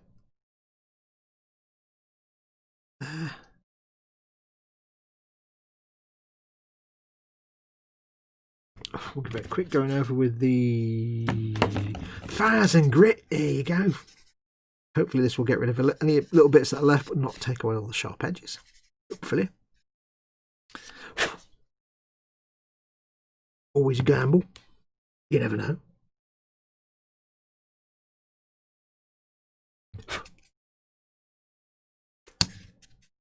A little tiny bit there that I can't quite get the knife against.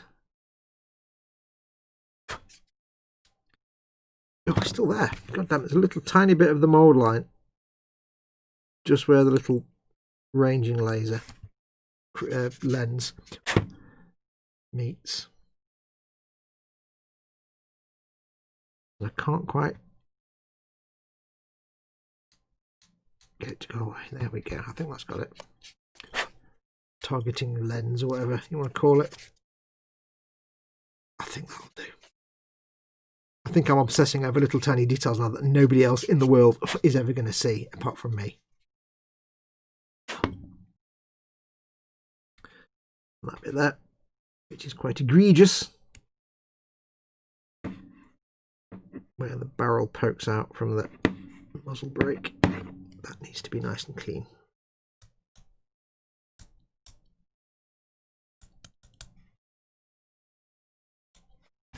Because if it's not, it just makes it look like it's two different things stuck together.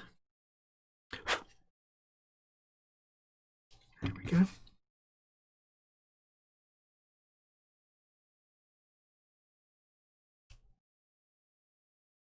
I should point out I'm quite fastidious about these kind of things, and more than most people, I suppose.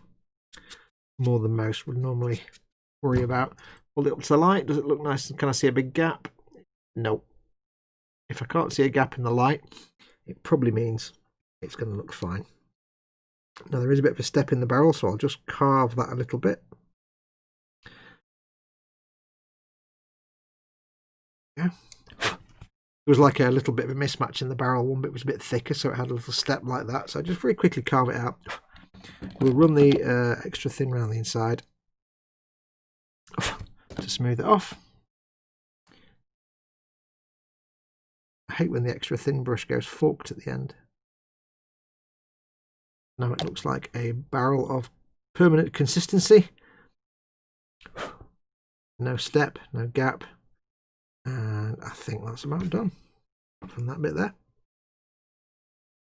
Again, it's difficult to know which bit is a mould line and which bit is just different colour plastic.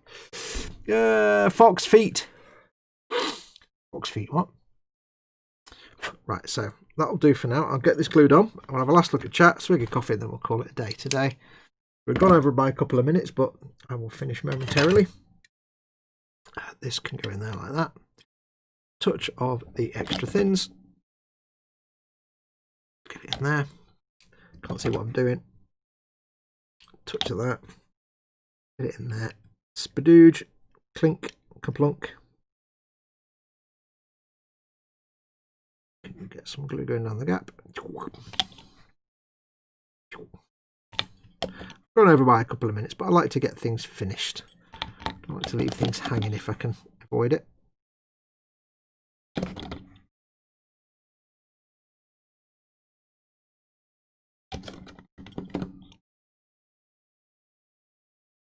I don't know if it's an issue with the plastic in this, with this specific kit or what, but I have noticed that the plastic is going a little bit fizzy and fluffy sometimes where the glue has been on it, which is not something you normally get with extra thin. Like if I brushed it across a surface where it's on a flat surface, it's kind of left a little bit of a rough texture. It's really weird. I don't quite know why.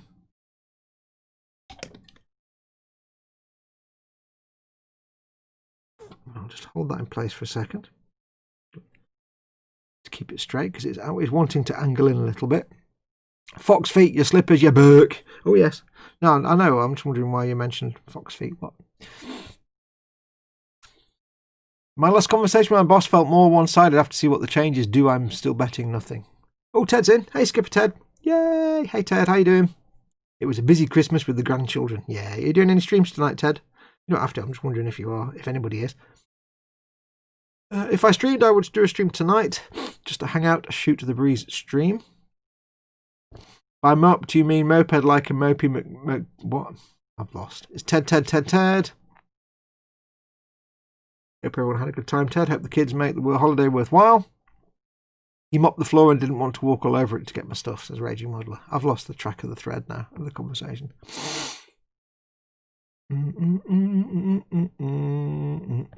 How you doing, Tedward? 18 van plus a plane that BA ain't getting on. Fool. I ain't getting on a plane, fool. Here, eat this cheeseburger. Okay, there. With a little scale bottle of milk with tranquilizer. I've lost track of what we're talking about now. I shall stop trying to figure out what you're talking about because I've missed too many comments. Am I on top chat? I'm on live chat. Right. You've left the lighting out of the gun, but there's hang on.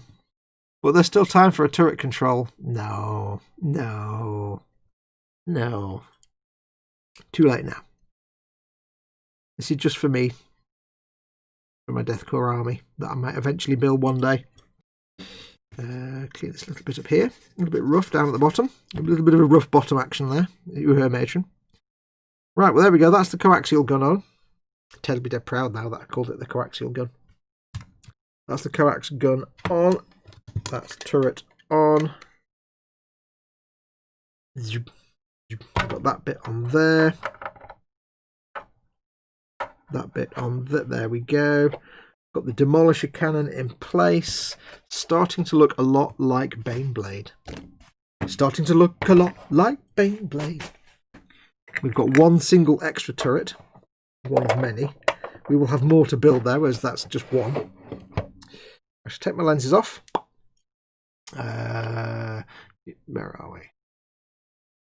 Just glass of drugged milk that BA always falls for, or the cheeseburger. I Paul, says Ted. Is that like I Claudius? Oh, Paul has.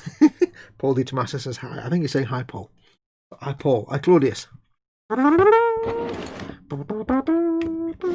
you've never watched I Claudius, go and watch I Claudius. Brilliant stuff. Right, I think that's going to do us though for today, because it's 5 past me making dinner. So I shall leave it there. Thank you very much for all of you who've joined me for this extra little stream today. I know it wasn't gaming, but hey, stream is content. Yeah, thank you very much. I will be back, of course, tomorrow with more of this for Baneblade, for Warhammer Sunday. 3 PM tomorrow afternoon. Swig of coffee. But don't forget, of course, I don't know if Colin's streaming tomorrow. I think he's booked one and he's scheduled it, but I know he's been busy and he's a bit tired at the minute, so we'll assume that Colin's streaming tomorrow with Dave. But keep an eye on the Festus Workshop group and on the Boom Hut and his Twitter feeds and other places where Colin posts up. But as far as I know, he's streaming. As far as I know, he's doing a normal stream tomorrow. Hopefully, because I do like my Colin and Dave on a Sunday morning. So if they are going tomorrow, they'll be starting at 12:30 till 3 or till 2:30. I'll be on at 3 till 6. I don't know if Mike Mountain is doing a stream on tomorrow. I'm guessing not for the moment. If you are, then let me know. And then it is Ted and Chris tomorrow on the Baneblade stream. I think on Ted's channel on Skipper Scale Models tomorrow at 9 PM. Ted says he might do a live stream at 9 o'clock. Ooh, that would be lovely, Ted says Dan. It would be lovely. You don't have to, but it would be lovely. So basically, assume Colin's on at 12:30 tomorrow, me at 3, and Chris and Ted at 9 tomorrow, I'm guessing. Keep an eye out for notification if I can fit one in, says Ted. Yeah, Skipper Scale Models. He'll probably put something in the Boom Hut as well. But yeah, keep an eye on his channel. Don't forget to hit the like and subscribe buttons and hit the notification bell to be notified of any live streams. As always, very, very quickly, don't forget, if you want to help support this channel, I do this for a living. This is my job. I make earn my living doing this, such as it is. So if you want to help support this channel and keep me able to do this, then please do consider becoming a patron. My buttons are working. Please do consider becoming a patron at patreon.com/modelmakingguru or becoming a channel member by pressing the join button underneath any one of my videos. That way you can support the channel directly, you can help pay my bills and keep the lights on and keep food on my table and allow me to keep doing this kind of stuff for my income. That would be greatly appreciated. But don't forget, of course, to like and subscribe. I have Amazon stores where you can get all your model making supplies. Again, that helps this channel out. And as an Amazon associate, I do earn from qualifying purchases. But that's going to do us. So thank you very much for watching. Take care of yourselves. Have yourself a rest of the evening very goodly. Have a good evening. I will see you all tomorrow. But if I don't see you before then, have a good week and I'll see you on Monday. Don't forget, of course, Monday is the E-Model special build, 12 o'clock in the afternoon, midday on Monday at GMT. That's when we're doing our special E-Models build, all being well. So do take care. Anyway, I shall leave you to it. Take care of yourselves. Go make something awesome. Go be awesome. And until next time, adios amoebas.